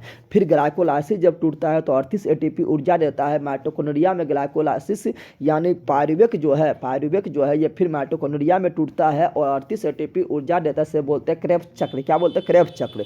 तो यहाँ पर क्रेब्स चक्र माइटोकॉन्ड्रिया में पूछता है तो क्रेब्स चक्र बोलते हैं, लेकिन यहाँ पायरुविक तक ही रह गया है, यानी ये आपका जो है कोशिका द्रव तक ही रह गया, इसलिए होगा क्या? ग्लाइकोलाइसिस। ठीक है ना। लेकिन जब भी बोलेगा माइटोकॉन्ड्रिया बोलेगा तो क्रेब्स चक्र हो जाएगा। तो ऑप्शन नंबर 3 बिल्कुल राइट है। अगला क्या है? अगला है गारो खासी जयंतिया। तो गारो खासी जयंतिया जनजाति और पहाड़ी दोनों सब है मेघालय। कहाँ पर है? मेघालय में है। और डाफरा मिली अबोर मिस्मी। तो डाफरा मिली अबोर मिस्मी पूछेगा तो डाफरा मिली अबोर मिस्मी जो है मित्रों ये हो जाएगा कहाँ? अरुणाचल प्रदेश में। इसका ऑप्शन नंबर जो है मेघालय 2 बिल्कुल राइट है। अगला डेविस कप का संबंध। डेविस कप का संबंध जो है मित्रों आपका टेनिस से, किससे? टेनिस से है। ठीक है। थॉमस कप और Uber cup badminton. Thomas cup और उबेर कप बैडमिंटन याद रखिएगा। थॉमस कप पुरुष वाला, उबेर कप महिलाओं वाला है। निम्नलिखित में कौन सा युग्म सुमेलित नहीं है? तो देखो गार्डन रीच शिपयार्ड कोलकाता में है, ये बिल्कुल राइट आपका हो जाएगा। फिर अगला Goa shipyard limited Vasco da Gama ने स्थापना किया था, ये भी बिल्कुल राइट हो जाएगा, राइट हो जाएगा। अगला मंझगांव डोक लिमिटेड। तो ये महाराष्ट्र में है। मो से मंझगांव, मो से महाराष्ट्र में है। तो यही वाला गलत है और यहाँ गलत पूछ रहा है, नहीं पूछ रहा। तो ऑप्शन नंबर 3 बिल्कुल राइट है। हिंदुस्तान शिपयार्ड लिमिटेड कहाँ है? तो हिंदुस्तान शिपयार्ड लिमिटेड विशाखापट्टनम में है, बिल्कुल राइट है। फिर याद करिए गार्डन कहाँ है? कोलकाता में है। ईडन गार्डन से नाम के याद रखिए। ठीक है। कोलकाता। गोवा वाला जो है वास्को डिगामा ने किया था। हिंदुस्तान शिपयार्ड लिमिटेड विशाखापट्टनम में है, लेकिन मंझगांव जो है महाराष्ट्र में, गोवा में नहीं। ऑप्शन नंबर 3 बिल्कुल राइट हो जाएगा। अगला क्वेश्चन क्या है? राज्यसभा साधारण विधेयक को अधिकतम कितने लंबित करता है? राज्यसभा साधारण विधेयक को जो है राज्यसभा साधारण विधेयक को अधिकतम लंबित कर सकता है। साधारण विधेयक के बारे में बोल रहा है मित्रों। किसके बारे में बोल रहा है? साधारण विधेयक के बारे में। तो एक धन विधेयक होता है। तो धन विधेयक जो होता है मित्रों उसको जो है राज्यसभा जो है संपूर्ण अधिकार लोकसभा के पास होता है, राज्यसभा के पास कोई अधिकार नहीं होता है। धन विधेयक को राज्यसभा मात्र 14 दिन के लिए रोक सकता है, लेकिन यहाँ धन विधेयक नहीं बोला है, यहाँ पर साधारण विधेयक बोल दिया है मित्रों। साधारण विधेयक को जो है ना राज्यसभा जो है 6 माह के लिए रोक सकता है। कितना? 6 माह के लिए लंबित कर सकती है। Option number 3।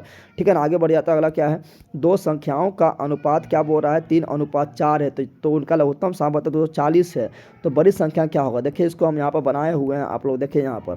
यहाँ देखिए दो संख्या का अनुपात कितना था मित्रों? तो दो संख्या का अनुपात था 3:4 था। तो संख्या क्या आ जाएगा? तो संख्या आ जाएगा 3x और 4x हो जाएगा। अब इसका एलसीएम निकालेंगे। तो एलसीएम में क्या करते हैं? तो 3 का हम 3 लिख दिए क्योंकि 3 एक गो है। 4 का 4 लिख दिए क्योंकि 4 एक गो है। और x यहाँ भी, x यहाँ भी, दोनों x नहीं। जब भी इस प्रकार जब आपको कॉमन लेके एलसीएम निकाला जाता है तो दोनों x के बदले एगो x लिखेंगे। तो यानी मेरा एलसीएम हो गया 3 × 4 × x हो गया है। क्या हो गया? 3 × 4 × x हो गया है। और एलसीएम का मान कितना दिया? 240, यानी 3 × 4 × x बराबर 240 हो गया है। तो 12x बराबर 240, तो x बराबर कितना? तो 20। ठीक है। तो बड़ी संख्या क्या है? 4x। तो 4x बराबर कितना? तो 4 × 4 के 4 और x के यहाँ पर 20, 4 × 20 यानी 80। छोटी पूछता तो कितना होता? तो 60। कितना होता? 60 हो जाता। तो इसका 80 जो मार है बिल्कुल राइट है। तो क्या आप लोग 80 मार दिए हैं? बोलिए। तो 80 अगर आप लोग मार दिए हैं तो बिल्कुल राइट है। इसका आंसर हो जाएगा मित्रों ऑप्शन नंबर 2। अगला है कि राष्ट्रपति के द्वारा किसी अपराध में दंड को कुछ समय के लिए निलंबन करना, कुछ समय के लिए निलंबन करना कहलाता है। यानी कुछ समय के लिए निलंबन कर रहा है, प्रोबिलम क्या कर रहा है? प्रोबिलम कर रहा है। प्रोबिलम कर रहा है। क्या कर रहा है मित्रों? प्रोबिलम कर रहा है। ठीक है। क्षमा क्या होता है? क्षमा होता है कि आर्टिकल 72 के तहत पूरी तरह से माफ़ कर देना क्षमा कहलाता है। मौत की सजा को भी माफ़ कर देना क्षमा कहलाता है। पूरी तरह से माफ़ कर देना क्षमा कहलाता है। आर्टिकल 72। परिहार क्या होता है मित्रों? परिहार क्या होता है? तो परिहार होता है मित्रों इसमें जो है, इसमें क्या कहते हैं? परिहार में किया जाता है क्या? तो परिहार में आपका है मित्रों इसमें जो है जैसे किसी को मान लीजिए कि इसमें मतलब सजा की प्रकृति को ही चेंज कर दिया जाता है। मान लीजिए किसी को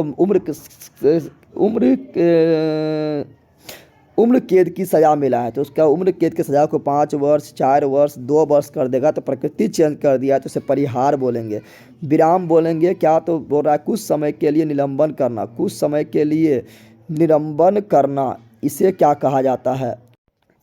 विराम बोलता है मित्रों, विराम कहते हैं। जैसे मान लो कि कोई स्त्री गर्भवती है और उसको उसको जो है बच्चा तो कोई तो दोष नहीं है, तो उसके लिए कुछ समय के लिए विराम कर देना विराम कहलाता है। लेकिन यहाँ कुछ समय के लिए निलंबन करना, निलंबन प्रोविलंबन, निलंब करना प्रोविलंब, निलंब करना प्रोविलंब, ऑप्शन नंबर 4 हो जाएगा।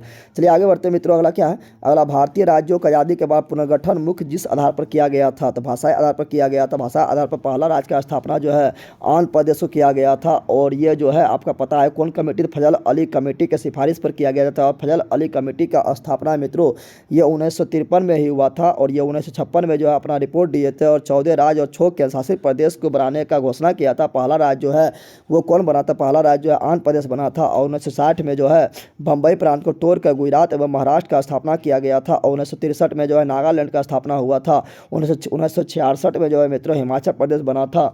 और 1966 में हरियाणा बना था। 1971 में हिमाचल प्रदेश बना था, याद रखिएगा। और 1972 में जो है मित्रों त्रिपुरा बना था, और मेघालय बना था, और मणिपुर बना था। और 1974 में सिक्किम का निर्माण किया गया था। और 1987 में जो है मित्रों मिजोरम, अरुणाचल प्रदेश, मिजोरम एवं गोवा बना था। 25वां राज्य के रूप में गोवा बना था। और फिर जो है मित्रों छत्तीसगढ़ जो है मध्य प्रदेश से अलग होकर 1 नवंबर 2000 ईस्वी को बना था। और यूपी से अलग होकर उत्तराखंड जो है 9 नवंबर 2000 ईस्वी को बना था। और झारखंड 28वां राज्य बिहार से अलग होकर 15 नवंबर 2000 ईस्वी को बना था। और फिर अभी तेलंगाना जो है मित्रों ये 2014, ठीक है, 2 जून 2014 को 29वां राज्य के रूप में बना था। और इस प्रकार वर्तमान समय में 28 राज्य और 8 केंद्र शासित प्रदेश है, जिसका ऑप्शन नंबर 1 हो जाएगा। चलिए आगे बढ़ते हैं मित्रों। अगला क्या? निम्नलिखित में कौन सा युग्म समाचार पत्र सुमेलित नहीं है? देख लेते हैं। राजा राम मोहन राय संवाद कौमुदी, संवाद कौमुदी का राजा राम मोहन राय है, जिसने कब चलाया था? तो 1815 में चलाया था, बिल्कुल राइट है। ईश्वर चंद्र विद्यासागर सोम प्रकाश, बिल्कुल राइट है। इसी को देखते हुए वर्नाक्यूलर प्रेस एक्ट 1878 में जो है लॉर्ड लिटन ने लाए थे। मोतीलाल घोष अमृत बाजार पत्रिका, बिल्कुल राइट है, ठीक है ना। अमृतलाल बाजार पत्रिका का मालिक जो है मोतीलाल घोष एवं सुशील कुमार घोष था। और यही जो है वर्नाक्यूलर प्रेस एक्ट के डर से रातों रात अपने भाषा इंग्लिश एडिशन से बंगाली एडिशन से इंग्लिश एडिशन में कर लिया था। एनी बेसेंट कोमल बीन और न्यू इंडिया है। सर्वेंट्स ऑफ इंडिया जो है ये गोपाल कृष्ण गोखले होगा, तो यही सही नहीं है, ऑप्शन नंबर 4 सही नहीं है। अगला क्वेश्चन क्या है मित्रों? अगला क्वेश्चन देखिए। अगला जो है ये तो मैथ बता दिए था। अगला जो है यह सबसे छोटी संख्या जिसमें 147 को गुना करने पर एक पूर्ण वर्ग बन जाए। तो ये काफ़ी सिंपल क्वेश्चन है, अगर आप लोग देखिएगा तो इसका हम अगर सोल्यूशन दिए होंगे, देखिए यहाँ नहीं दिए हुए हैं, चलिए हम यहाँ पर दे देते हैं सोल्यूशन। तो इसमें काफ़ी सिंपल है। 147 जब भी गुना करने पर पूछे तो कुछ न करना, एलसीएम निकालना है। तो जिसमें 3 से भाग लगेगा डायरेक्ट, तो 3 चौक 12 और 12 2 बकीवा 27, तो 3 नमा 27, फिर 7 49 पूर्ण वर्ग बनाना है। तो मित्रों तो जोड़ा चाहिए, क्या चाहिए? जोड़ा चाहिए। तो 7 का जोड़ा लग गया, लेकिन 3 का जोड़ा लगा नहीं, यानी एगो 3 से गुना कर देंगे तो इसका भी जोड़ा लग जाएगा। तो जोड़ा लग जाएगा तो ये पूर्ण वर्ग बन जाएगा, यानी एगो 3 से गुना करना पड़ेगा। ऑप्शन नंबर 2 जो है बिल्कुल राइट हो गया। अगला, निम्नलिखित में कौन कैबिनेट मिशन का सदस्य नहीं था? कैबिनेट मिशन भारत मार्च 1946 में आया था, मार्च 1946 में आया था। इसमें 3 सदस्य था, जिसका तरीक है KAL काल, के से क्रिप्स हो जाएगा, ए से अलेक्जेंडर हो जाएगा, एल से लोलेंस हो जाएगा। क्रिप्स जो था मित्रों ये व्यापारिक बोर्ड के अध्यक्ष था। अलेक्जेंडर जो थे मित्रों ये आपका जो थे अलेक्जेंडर जो थे नौसेना के अध्यक्ष था। और लोलेंस जो थे मित्रों ये राज सचिव थे, याद रखिएगा। तो क्रिप्स थे, अलेक्जेंडर थे और लोलेंस थे। तो क्रिप्स थे, चलो क्रिप्स थे, लोलेंस थे, अलेक्जेंडर थे, लेकिन विलियम बर्ड नहीं। तो ऑप्शन नंबर 1 इसका राइट हो जाएगा। अगला, भ्रूण और गर्भाशय के बीच संवर्णी संपर्क, यानी हम जानते हैं जब बच्चा जो है माँ के पेट में रहते हैं तो उसको जो है भोजन जो मिलता है वो किसके द्वारा मिलता है? तो वो मिलता है भ्रूण की अवस्था में भोजन मिलता है प्लेसेंटा के द्वारा। इसे हिंदी में क्या बोलते हैं? अपरा। हम याद कर लीजिए, काफ़ी इंपॉर्टेंट है। अपरा क्या बोलते हैं? अपरा बोलते हैं, ठीक है ना। तो हिंदी भी याद होना चाहिए, ऑप्शन नंबर 1। अगला क्या है? मिनी माता रोग निम्नलिखित में किसके सेवन से होता है? तो मिनी माता रोग होता है मित्रों पारा के, किससे होता है? पारा से होता है, याद रखिएगा। और यहीं पर जो है कैडमियम किससे होता है? इटाई क्या होता है? इटाई क्या होता है? इटाई होता है, याद रखिएगा। और तांबा से होता है बिल्सन, क्या होता है? बिल्सन होता है, ये भी याद रखिएगा। और नाइट्रेट से होता है ब्लू बेबी सिंड्रोम, नाइट्रेट से क्या होता है? ब्लू बेबी सिंड्रोम, याद रखिएगा। और कोयला खदान में काम करने वाला का होता है ब्लैक लंग्स लोग। तो इसका ऑप्शन नंबर 2 बिल्कुल राइट है। अगला मित्रों, प्रेरित विद्युत वाहक बल, एक परिभाषा लिखा हुआ है, ठीक है ना। क्या लिखा हुआ है? लिखा हुआ है यहाँ पर क्वेश्चन नंबर 659 में, प्रेरित विद्युत वाहक बल का परिणाम चुंबकीय फ्लक्स में समय के साथ होने वाले परिवर्तन के दल के बराबर है। यानी मान लो कि यहाँ पर एक चुंबक रखा हुआ है, ठीक है ना, या यहाँ पर एक कुंडी रखा हुआ है और यहाँ पर एक चुंबक है, यहाँ पर क्या एक चुंबक है। ये दोनों के बीच में जब गति करवाएंगे तो विद्युत धारा उत्पन्न हो जाएगा जब तक अपेक्षित गति होते रहेगा। ये नियम कौन दिए थे? तो ये नियम दिए थे मित्रों, ये दिए थे फैराडे ने दिए थे। तो जिससे फैराडे के विरुद्ध चुंबकीय प्रेरण का नियम कहा जाता है। और जनरेटर में जो है ये फैराडे के विरुद्ध चुंबकीय प्रेरण के नियम पर ही कार्य करता है, जिसमें चुंबक स्थिर रहता है, कुंडली नाचते रहता है और विद्युत उत्पन्न होते रहता है। और याद रखिएगा लेंज का नियम ऊर्जा संरक्षण पर आधारित है, ये भी याद रखिएगा। तो ऑप्शन नंबर इसका थर्ड बिल्कुल राइट है।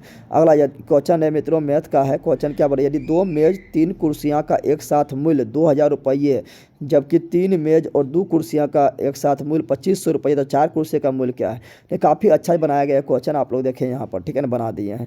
चूँकि टाइम बहुत कम ले और कम टाइम आप लोग को ज़्यादा ले, इसलिए इस तरह किया गया है। तो 2 मेज और 3 चेयर का मूल्य 2000 रुपया, यहाँ टेबल भी लिख सकते हैं। तो 3 मेज और 2 चेयर का मूल्य 2500 रुपया। जब भी इस प्रकार 2 3 3 2 उल्टा पुल्टा रहे, ठीक है ना, तो कुछ नहीं करना है मित्रों, ये दोनों बराबर करना है। तो बराबर करने के लिए इसमें 3 से गुना करना पड़ेगा और इसमें 2 से गुना करना पड़ेगा। तो वही 3 तिहाई 9 चेयर और 2 दूनी 4 चेयर। अब बोलेगा चेयरे का लिखे हैं, मेज क्यों ना लिखे? क्योंकि मेज को बराबर में कर दिया तो मेज तो कट जाएगा, खत्म हो जाएगा, बचेगा चेयर। क्या बचेगा? चेयर। तो 3 तिहाई 9, 2 दूनी 4, तो 9 चेयर में से 4 चेयर जाएगा, तो 3 तिहाई 9। तो यहाँ ध्यान दो, 3 तिहाई 9 किए हैं, तो इसमें भी 3 से गुना करो तो 3 दूनी 6, क्योंकि देखो ये 3 जाके इसमें गुना हो रहा है ना, तो इसमें भी 3 से गुना होगा तो 6000 हो गया है।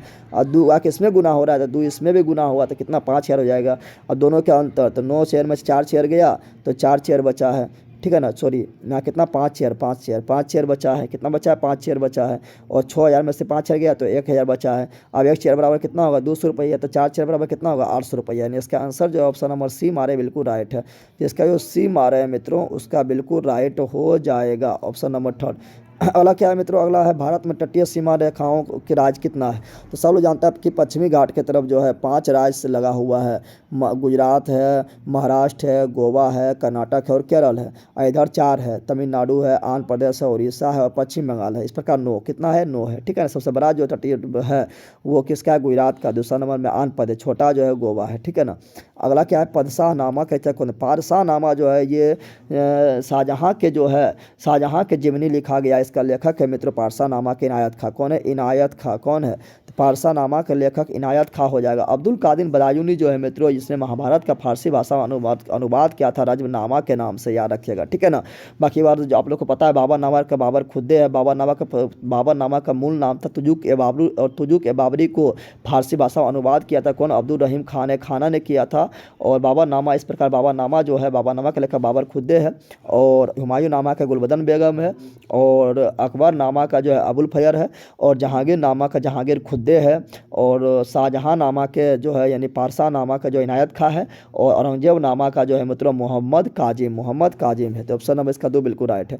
अगला क्या बोल रहा है मित्रों? अगला बोल रहा है निम्नलिखित में से कौन सा भारत की कौन सी नदी ज्वारमुख बनाती है, यानी एस्चुरी का निर्माण करता है? एस्चुरी का निर्माण करने वाला 2 ही नदी है, ताप्ती और नर्मदा नदी है। तो यहाँ पर जगह ताप्ती, ऑप्शन नंबर 2 हो जाएगा। अगला गांधी सागर बांध निम्नलिखित किस पर? तो गांधी सागर हम जानते हैं कि गांधी सागर बोले या जवाहर सागर बोले या राणा प्रताप सागर बोले या कोटा बैराज बोले, सब चंबल नदी किस पर है? चंबल नदी पर। आप इसका ट्रिक भी आप लोग को पता होगा मित्रों कि गांधी ने जवाहर एवं राणा को कोर्ट ले गया। गांधी ने जवाहर एवं राणा को कोर्ट ले गया। गांधी से गांधी सागर, राणा से जवाहर सागर, राणा से राणा सागर और कोटा से कोटा बैराज बांध, ये सभी जो है कहाँ पर? तो ये सभी जो है चंबल नदी पर है। गांधी सागर बांध जो है मित्रों ये मध्य प्रदेश में है। बाकी बात जवाहर सागर बांध, राणा प्रताप सागर बांध और कोटा बैराज बांध चंबल नदी पर राजस्थान में है। तो इसका ऑप्शन नंबर 1 के बिल्कुल राइट है। और दी गई संख्या में लुप्त पद ज्ञात करिए। लुप्त पद देखिए ज्ञात करिए क्या यहाँ चल रहा है। अगर ध्यान से देखिएगा तो क्वेश्चन थोड़ा गलत दिया हुआ है, इसको हम सुधार करके लाए हैं। थोड़ा ध्यान दीजिए, सुधार के लाए हैं तो देखिए कहाँ सुधार के लाए हैं। थोड़ा मतलब गलत था तो इसको सुधार दिए। देखिए यहाँ ये क्वेश्चन है, वास्तव में क्वेश्चन ये है। तो बोल रहा आगे क्या होगा? देखो यहाँ पर मित्रों देखिएगा तो यहाँ डी है, डी में कितना बढ़ा? 2, तो हो गया 6। 6 में कितना बढ़ा? 3 तो हो गया 9, 9 यानी आई। फिर बढ़ा 4 तो 9 4 13 यानी एम। फिर बढ़ेगा 5 तो एम में 5 जोड़ो यानी 13 में 5 जोड़ो 18 यानी आर आएगा। तो यहाँ आर आएगा, ये तो फिक्स हो गया है, यानी ये तो अब नहीं होगा। अगला यहाँ दू था, फिर दू में कितना जोड़ा है 4 तो हो गया 6, 6 में कितना जोड़े 5 तो हो गया 11, 11 में कितना जोड़ेंगे 6 तो हो गया 17, 17 में कितना जोड़ेंगे 7 तो 17 में 7 जोड़ेंगे मित्रों तो हो जाएगा 24, यानी 24 होगा, ये बिल्कुल राइट है, 24 होगा, बिल्कुल राइट है। अगला यहाँ पर 22 भी 22 नंबर में, 22 में से 2 गया तो टी यानी 20 नंबर में, 20 में से 3 गया तो क्यू यानी 17 नंबर में, 17 में से 4 गया तो एम यानी 13 नंबर में, 13 में से 5 जाएगा तो आएगा 8, 8 यानी एच आएगा। इसका ऑप्शन नंबर जो है मित्रों 1 बिल्कुल राइट हो जाएगा, तो यही है, ठीक है। तो यहाँ पर ये आ जाएगा। अगला क्वेश्चन जो है मित्रों क्या अगला है, यॉर्कर सब, तो सब लोग जानते हैं यॉर्कर क्रिकेट हो जाएगा, इसमें को सोचने वाला रेंज निशानबाजी हो जाएगा, तो इसका यॉर्कर क्रिकेट। अगला भारत का कौन सा जो है राज्य नौका दौड़ के लिए प्रसिद्ध है? हम जानते हो ओणम त्यौहार में केरल में जो है नौका दौड़ आयोजन किया जाता है, और ये होता है कौन झील में? तो अष्टमुडी झील में भी नहीं होता है, वेम्बनाड झील में भी नहीं होता है, पुन्नुमुडी झील कौन झील में होता है? पुन्नीमुडी झील में होता है, ये भी याद रखिएगा। क्वेश्चन पूछ देगा तो सब अष्टमुडी या वेम्बनाड मार्क आ जाएगा, तो इसका ऑप्शन नंबर 1 हो जाएगा। अगला जो है मित्रों क्या है, तो अगला है यहाँ पर देखिए, यदि R1 क्या बोल रहा है, यदि R1 और R2 400 वाट एवं 200 वाट के 2 लैंप है, यानी R1 जो है ना पहला लैंप जो है, जिसका पहला लैंप जो 400 वाट का है उसका प्रतिरोध R1 है, दूसरा लैंप जो 200 वाट का है उसका प्रतिरोध R2 है। तो 2 लैंपों के तंतुओं के प्रतिरोध है जो कि समान वोल्टता पर, वोल्टेज दोनों के समान है, खाली जो है क्षमता अलग है, यानी उसका शक्ति अलग है, ठीक है ना, वोल्टेज समान है, कार्य करने के लिए डिजाइन किया गया है। तो प्रतिरोध बता रहा है, प्रतिरोध किसका ज़्यादा होगा? देखिए जब भी वोल्टेज समान हो तो हम जानते हैं, फार्मूला जानते हैं, शक्ति बराबर फार्मूला होता है P बराबर V² R होता है। अब यहाँ पर ध्यान दीजिए मित्रों, ये वोल्टेज बा समान है, तो हमको वोल्टेज से कोई मतलब नहीं है, समान है, तो हम देखते हैं कि यहाँ पर शक्ति और प्रतिरोध में उल्टा संबंध हो गया, एक दूसरे से व्युत्क्रमानुपाती हो गया, क्योंकि नीचे है, यानी जिसका शक्ति ज़्यादा है उसका प्रतिरोध कम होगा, और जिसका शक्ति यानी पावर कम है उसका प्रतिरोध ज़्यादा हो जाएगा। यानी 400 वाट का जो है शक्ति ज़्यादा है या तो इसका प्रतिरोध कम होगा, क्या होगा? कम। यानी R1 की जो है इसका 400 वाट का है तो ज़्यादा है, तो R1 कम होगा, R1 क्या होगा? कम होगा। R2 जो है यह कम वाट का है तो इसका प्रतिरोध ज़्यादा होगा, नहीं R2 ज़्यादा होगा R1 कम होगा, तो R2 ज़्यादा होगा R1 कम होगा। कितना कम होगा? जितना गुना यहाँ होगा, तो यहाँ 2 गुना है, यहाँ 2 गुना है, तो यहाँ भी 2 गुना, यानी R2 ज़्यादा हो जाएगा क्योंकि 200 वाट के है, R1 कम हो जाएगा चूँकि 400 वाट का है। कितना कम होगा? तो इससे दुगना कम होगा। ऑप्शन नंबर 2 बिल्कुल राइट है। अगला, भारत का वह राज्य जहाँ विश्व का थोरियम, तो भारत जो है थोरियम उत्पादन में 1 नंबर है और केरल में ज़्यादा मिलता है, और थोरियम का जो अयस्क है मित्रों मोनाजाइट से प्राप्त होता है, याद रखिएगा। कंबोडिया निम्नलिखित में किस भौगोलिक और सांस्कृतिक उपभाग में आता है? तो हम जानते हैं कंबोडिया जो है मित्रों आसियान कंट्री, किसमें आएगा? आसियान कंट्री में आएगा। आसियान में अभी कुल 11 मेंबर है, 11वां जो है ईस्ट टिमोर बना है, जिसका राजधानी दिल्ली है, वो बना है। Association of south east Asian nation, जिसका स्थापना 1967 में 1967 में हुआ था, मुख्यालय जकार्ता में है, ठीक है ना। तो दक्षिणी पूर्वी एशिया में आएगा association of south east Asian, यानी दक्षिणी पूर्व एशिया में। ऑप्शन नंबर 1 जो है मित्रों इसका बिल्कुल राइट हो जाएगा, ठीक है। अगला, आत्मीय सभा का स्थापना किसने किया? जस्ट बताया था, आत्मीय सभा का स्थापना राजा राम मोहन राय 1815 में, 1815 में। ऑप्शन नंबर 2 हो जाएगा। ज्योतिबा फूले जो है मित्रों सत्यशोधक समाज का स्थापना 1873 में किया था। दयानंद सरस्वती 1875 में जो है आर्य समाज का स्थापना किए थे। स्वामी विवेकानंद 1887 में बैरुल मठ के, और 1897 में जो है रामकृष्ण मिशन का स्थापना किया था। 1893 में ये अमेरिका के शिकागो में विश्व धर्म सम्मेलन में भाग लेने के लिए गए थे, याद रखिएगा। न्यूक्लियस के बारे में डीएनए मिलता है, न्यूक्लियस के बाहर डीएनए कहाँ मिलता है? माइटोकॉन्ड्रिया में। डीएनए जो है मित्रों सबसे ज़्यादा केंद्रक में मिलता है, ठीक है ना, और केंद्रक के में मिलता है, फिर माइटोकॉन्ड्रिया में मिलता है, उसके बाद फिर क्लोरोप्लास्ट में मिलता है। डीएनए हर जगह नहीं मिलता है, ठीक है ना। तो न्यूक्लियस के बाहर डीएनए जो होता है माइटोकॉन्ड्रिया में होता है, ठीक है। माइटोकॉन्ड्रिया को शुद्ध कणिका बोलते हैं, इसी को पावर हाउस ऑफ सेल बोलते हैं। माइटोकॉन्ड्रिया में श्वसन को बोलते हैं वायवीय श्वसन। अगला क्वेश्चन क्या है? माइटोकॉन्ड्रिया खोज जो है मित्रों अल्टमेन ने किया था, नामकरण बेंडा ने किया था। निम्न में से कौन सा कथन सत्य है? 7 विषम संख्या का योग सम होता है? नहीं, 7 विषम संख्या का योग देख लीजिए जो है सम कभी नहीं होगा, विषम होता है। क्या होता है? हमेशा विषम होता है।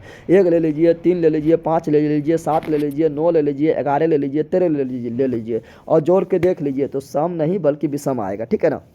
सभी अभाज्य संख्या विषम है नहीं। दो एकमात्र अभाज्य संख्या है, दो एकमात्र अभाज्य संख्या है जो सम है तो विषम नहीं होगा। फिर दो अभाज्य संख्याओं का योग हमेशा सम होता है, बिल्कुल नहीं। जैसे 2 ले लिए और हम 3 ले लिए, दोनों अभाज्य है तो इसका हमेशा सम थोड़े है। देखो ये विषम हो गया तो यहाँ हमेशा सम लिख दिया, बिल्कुल गलत है, नहीं होगा। दो सम संख्या गुणन गुणन हमेशा सम होता है, बिल्कुल। दो सम संख्या लो, जैसे 2 ले लिए 4 ले लिए, 4 दूनी 8 सम हो जाएगा। 4 ले लिए और 6 ले लिए, 624 सम हो जाएगा। तो ऑप्शन नंबर यहाँ 4 बिल्कुल राइट है। 4 क्या है, बिल्कुल राइट है। तो 4 जो हमारे बिल्कुल राइट है। अगला क्वेश्चन क्या है मित्रों, अगला निम्नलिखित गुप्त शासकों में किसने अश्वमेध यज्ञ संपादित किए थे। तो अश्वमेध यज्ञ तो पुष्यमित्र शुंग 2 बार अश्वमेध यज्ञ करवाए थे। समुद्रगुप्त भी एक गुप्त शासक थे जिसने अश्वमेध यज्ञ करवाए थे। और सातकर्णी जो थे वो 2 गो अश्वमेध यज्ञ और एक ठो जो है राजसूग यज्ञ करवाए थे, ठीक है ना। तो यहाँ समुद्रगुप्त हो जाएगा, जिसने सर्वप्रथम जो है समुद्रगुप्त ही है जिसको सिक्के पर बीना बजाते हुए दिखाए गए हैं, जिसे भारत का नेपोलियन कहा गया है, याद रखिएगा, ठीक है ना। एक गोले, ये क्या बोल रहा है यहाँ मित्रों, क्या एक गोला, एक बेलन और एक शंकु का त्रिज्या तथा ऊंचाई समान है। त्रिज्या भी समान है, ऊंचाई भी समान है, आर भी समान है, एच भी समान है, तो उसका वक्र पृष्ठ क्षेत्रफल का अनुपात क्या होगा। देखो ये काफ़ी अच्छा क्वेश्चन है। देखिए इसका चारों ऑप्शन पहले गलत है, लेकिन हम यहाँ पर सोल्व किए हैं, आप लोग देखिए आराम से। देखिए यहाँ पर अगर आप लोग गौर से देखिएगा तो सब का ले लिए, हम ले लिए यहाँ पर। देखिए यहाँ पर गौर से देखिए, देखिए यहाँ पर क्या है, तो ये है गोला का वक्र पृष्ठ क्षेत्रफल 4 पाई स्क्वायर, बेलन का वक्र पृष्ठ क्षेत्रफल 2 पाई आर एच और शंकु का वक्र पृष्ठ क्षेत्रफल पाई आर एल। अब यहाँ पर ध्यान दीजिए मित्रों, तो यहाँ 4 पाई स्क्वायर के 4 पाई स्क्वायर लिख दिए हैं। हम जानते हैं कि त्रिज्या एवं ऊंचाई बराबर है, तो ऊंचाई जितना बड़ा त्रिज्या उतने बड़ा ऊंचाई, यानी यहाँ पर आर एच के जगह पर अगर हम आर लिख देंगे तो कोई दिक्कत नहीं है, क्योंकि दोनों बराबर है। तो आर गुना आर क्या हो जाएगा, तो आर गुना आर, आर स्क्वायर, तो 2 पाई आर स्क्वायर हो जाएगा। फिर हम जानते हैं एल बराबर क्या होता है, एल बराबर R square into H square होता है, लिख दिए हैं। अब हम जानते हैं कि एच के यहाँ पर आर लिख सकते हैं, चूँकि दोनों बराबर है, तो यहाँ पर आर लिख देंगे, तो आर स्क्वायर हो गया है। तो क्या हो जाएगा, आर स्क्वायर करेंगे तो आर स्क्वायर जो है रूट से बाहर निकलेगा, तो एगो आर तो बाहर निकल जाएगा, लेकिन आर स्क्वायर 2 गो आर स्क्वायर हो जाएगा, तो 2 तो अंदर रह जाएगा, √2 हो जाएगा। अब यहाँ देखो, यहाँ पाई स्क्वायर से पाई स्क्वायर खत्म, पाई स्क्वायर खत्म, पाई स्क्वायर खत्म हो गया, तो 4 2 और √2 आया, तो 4:2 अनुपात √2 जो होगा वही सही होगा। लेकिन यहीं पर यहाँ कहीं पर 4:2 अनुपात √2 नहीं दिया गया, इसलिए चारों ऑप्शन गलत है। अगला क्वेश्चन क्या है मित्रों, अगला निम्नलिखित नदियों में से कौन सी नदी डेल्टा नहीं बनाती है। तो हम जानते हैं ताप्ती और गोदावरी नदी डेल्टा नहीं बल्कि एस्चुरी यानी ज्वाल नदबुक का निर्माण करता है। अगला, यदि वाराणसी को कूट भाषा में ये लिखा है, कूट भाषा वाराणसी को क्या लिखा गया, तो वाराणसी को जो है ये लिखा गया, तो इसको क्या लिखा जाएगा। देखिए यहाँ पर भी को डब्ल्यू किया गया, 1 बढ़ाया गया है, तो के में 1 बढ़ाएंगे तो के बाद जे के एल आ जाएगा, तो एल आएगा, तो यहाँ पर भी एल है, यहाँ पर भी एल है, यहाँ पर भी एल है और यहाँ पर भी एल है, तो ये तो होगा नहीं। अगला, ए में देखिए क्या किया गया, तो ए में जो है 2 बढ़ाया गया तब ने सी हुआ है। यहाँ ध्यान दीजिए, ए में जो है 2 बढ़ाया गया तब सी हुआ है। तो ओ में यानी 15 में 2 बढ़ाएंगे तो 15 2 17, यानी कि 17 यानी क्या होगा, 17 यानी क्यू होगा, यानी ऑप्शन नंबर 2, खाली एल के बाद क्यू यहीं पर है, ऑप्शन नंबर 2 जो हमारे बिल्कुल राइट है। फिर जो यहाँ 18 में 3 बढ़ाएंगे तो 21 हो गया, यानी 1 बढ़ा रहा है, यहाँ 1 बढ़ा, फिर 2 बढ़ेगा, फिर 3 बढ़ेगा, फिर 4 बढ़ेगा, 5 बढ़ेगा, 6 बढ़ेगा, 7 बढ़ेगा, 8 बढ़ेगा, ठीक है। तो ऑप्शन नंबर 2 जो हमारे बिल्कुल राइट है।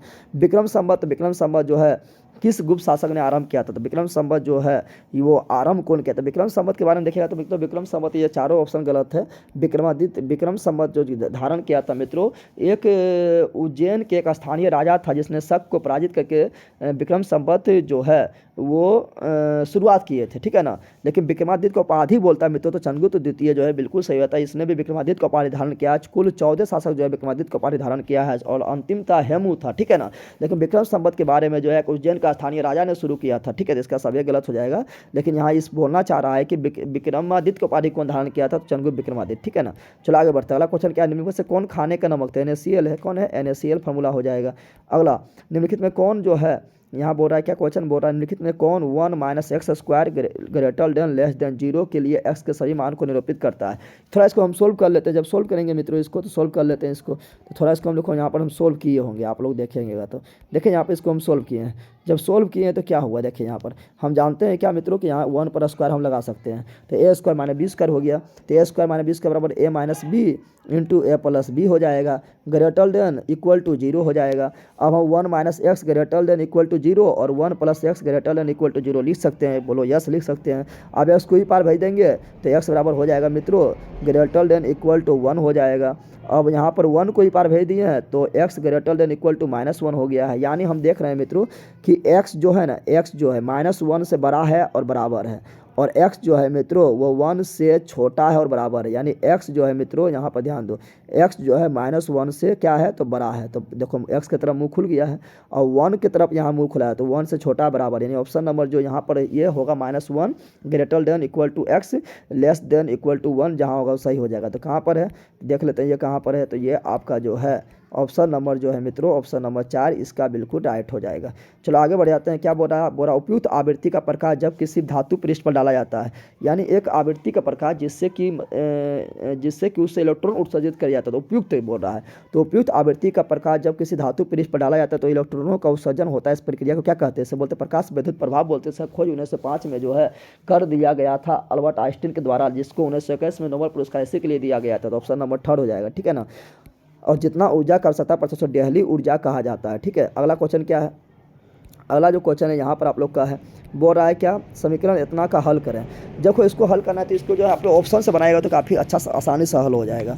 तो ऑप्शन क्या रखें कि दोनों का मान बराबर हो जाए, दोनों का मान बराबर हो जाए। तो चलो हम देखते हैं। तो यहाँ पर देखिए हम लिए -a लेते हैं, जैसे यहाँ पर x यहाँ पर -a लेंगे, तो जैसे यहाँ पर x यहाँ पर -a लेंगे तो -a को लेंगे तो देखो माइनस को कॉमन ले लेंगे, तो माइनस जैसे कॉमन लेंगे तो ऊपर हो जाएगा क्या, तो माइनस कॉमन लेंगे तो ऊपर में हो जाएगा a प्लस में और b हो जाएगा माइनस में, और नीचे में देखो a माइनस b है, नीचे में भी क्या, तो नीचे में भी a माइनस b है, तो a माइनस b कट जाएगा तो -1 इधर आ गया है। अब यहाँ धर के x यहाँ पर -1 रखते हैं, तो -a रख दिए हैं, -b का -b हो गया है, नीचे क्या है +b है तो a प्लस b हो गया है। अब देखो यहाँ माइनस कॉमन लेंगे, जैसे माइनस यहाँ कॉमन लेंगे तो यहाँ प्लस हो जाएगा, तो और दोनों कट जाएगा तो आएगा माइनस आ गया और कुछ नहीं तो 1 आ गया। यानी यहाँ देख रहे हैं मित्रों कुछ नहीं तो क्या आ गया, कुछ नहीं तो 1 आ गया, क्या आ गया है, कुछ नहीं तो 1 आ गया है, 1 आ गया है। तो इधर भी देखो इसका भी -1 आ गया, इसका भी मान -1 आ गया, यानी -a रखने पर जो है कंप्लीट हो गया, दोनों बराबर आ गया। सो ऑप्शन नंबर 3 होगा। तो ऑप्शन से बनाना काफ़ी ईजी था। निम्नलिखित में कौन प्रधानमंत्री बनने से पहले मुख्यमंत्री नहीं रहे। अब देखो कल यह बता रहे थे, कट गया आप लोग का, आज देखो दरोगा में भी आया हुआ है, ठीक है ना, 2 बार आ गया है, ठीक है। तो निम्नलिखित में कौन प्रधानमंत्री बनने से पहले मुख्यमंत्री नहीं रहे थे। चौधरी चरण सिंह जो है प्रधानमंत्री बनने से पहले मुख्यमंत्री यूपी के रहे थे।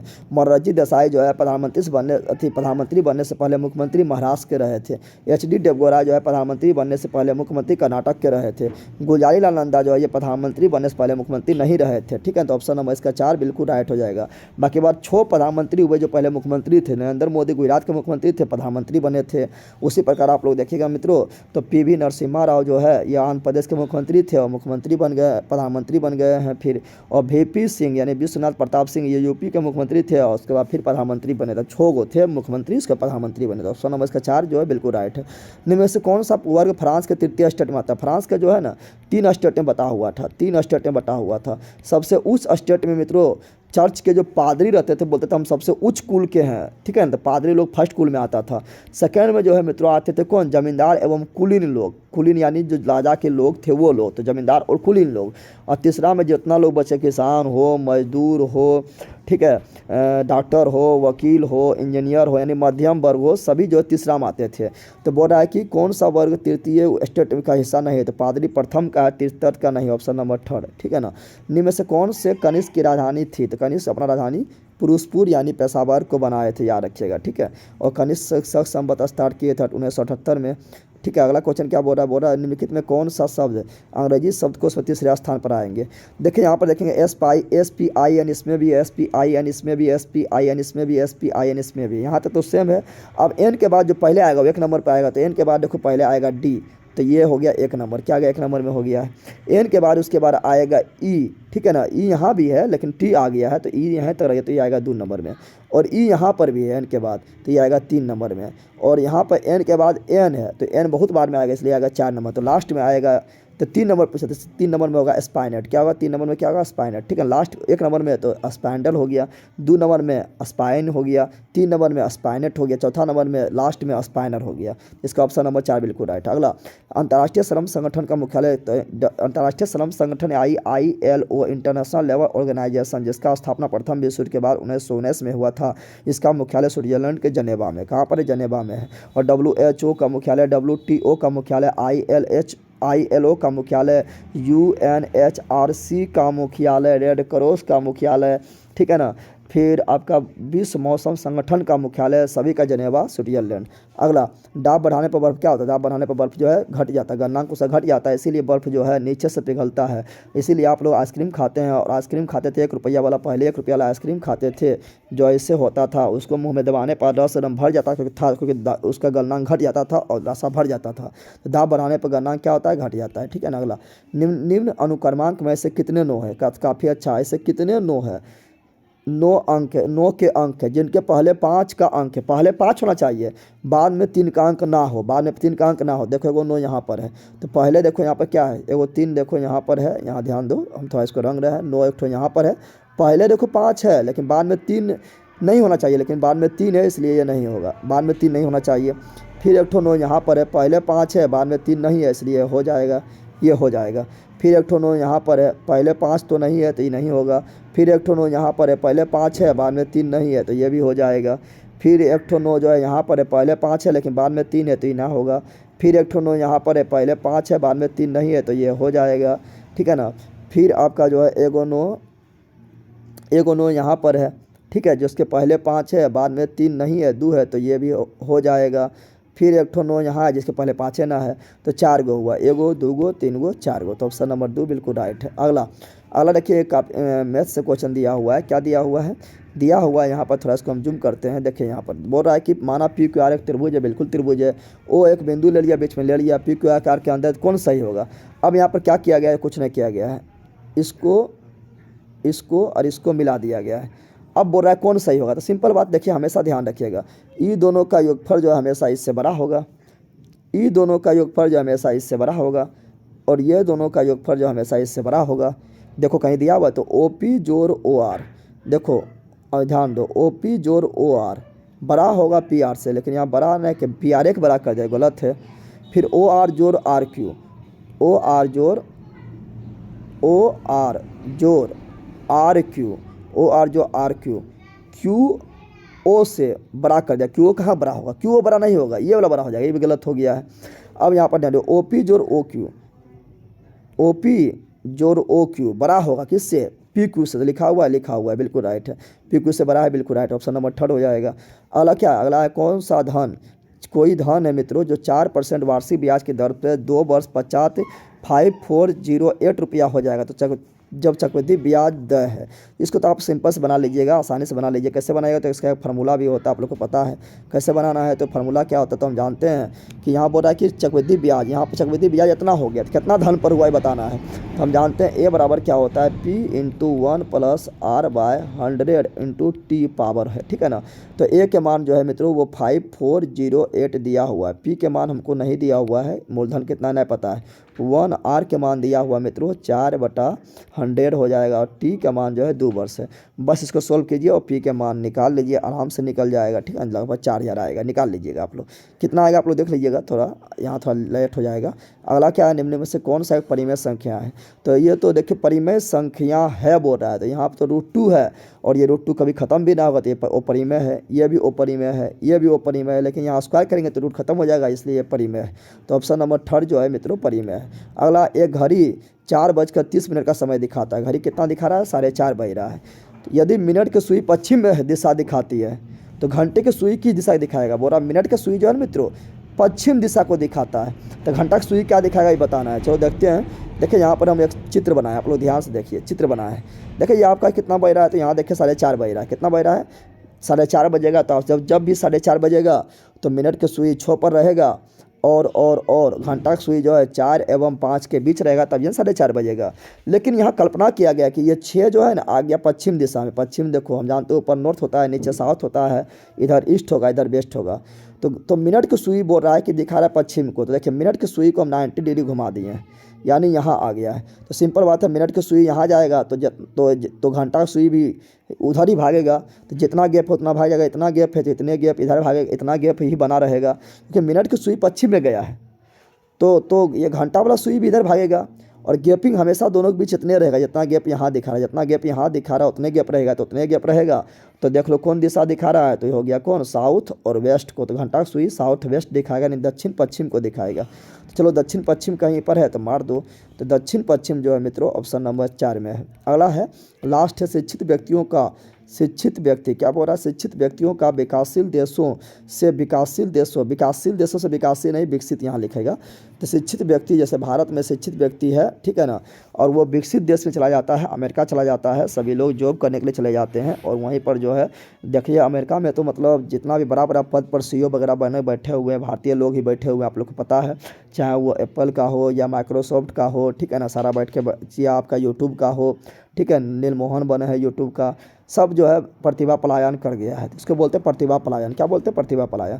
तो बताइए आपको इस तरह अच्छा लगा कि नहीं। आपका जो है ये इस तरह जो है लगभग 1.5 घंटा से पहले 100 क्वेश्चन खत्म हो गया है और काफ़ी डिटेल में खत्म हो गया है। हम इस प्रकार इसलिए देने की कोशिश कर रहे हैं चूँकि जिससे कि आप लोग को 1.5 घंटा से पहले वीडियो खत्म हो जाए, लगभग 1 घंटा खत्म हो जाए और संपूर्ण जानकारी भी मिल जाए। और शाम में जो आप लोग का 7 से 10 जो हम डिस्कशन करवाते हैं वो भी आप लोग को करवा दिया जाए, जिससे कि जिसका मेंस नहीं हुआ है, जो बिहार SSC का तैयारी कर रहे हैं या अन्य चीज़ का तैयारी कर रहे हैं, उसका जो है वो भी हो जाए। ऐसे ये जो देख रहे हैं उसका नुकसान थोड़े पहुंचाएगा, ठीक है ना। JK GS किसी भी आ सकता है, जो ये सोच के पढ़ेंगे कि मतलब हम भी वाला पढ़ पाइए तो बिहार दरोगा मेंसवा मिले तो ये जो है बिहार प्री में नहीं आएगा, बिहार पुलिस में नहीं आएगा, तो उसको तो नतीजा है, ठीक है ना। तो बताइए कैसा लगा सेशन आप लोग को, ठीक है ना। सारा चीज़ आप लोग को जानकारी दे दी। इसका PDF Telegram channel JK GS मस्ती बाय JD पर मिल चुका है। बाकी बाद JK GS मस्ती ऐप पर जाके आप लोग जो है बहुत सारा बैच है, आप लोग ले सकते हैं, काफ़ी सस्ता में है, ठीक है ना। ऐसा नहीं जो है फेमस टीचर के फेराम नहीं रहिए कि वही टीचर वहाँ पढ़ाते तभी हमें बनबे, तो कभी नहीं बनिएगा, ठीक है ना। सस्ता में जो मिला वो ले लीजिए। चलिए मिलते हैं वीडियो में। Bye bye, see you again. Thank, जय हिंद, जय Bharat, bye, good night, thanks, जय हिंद।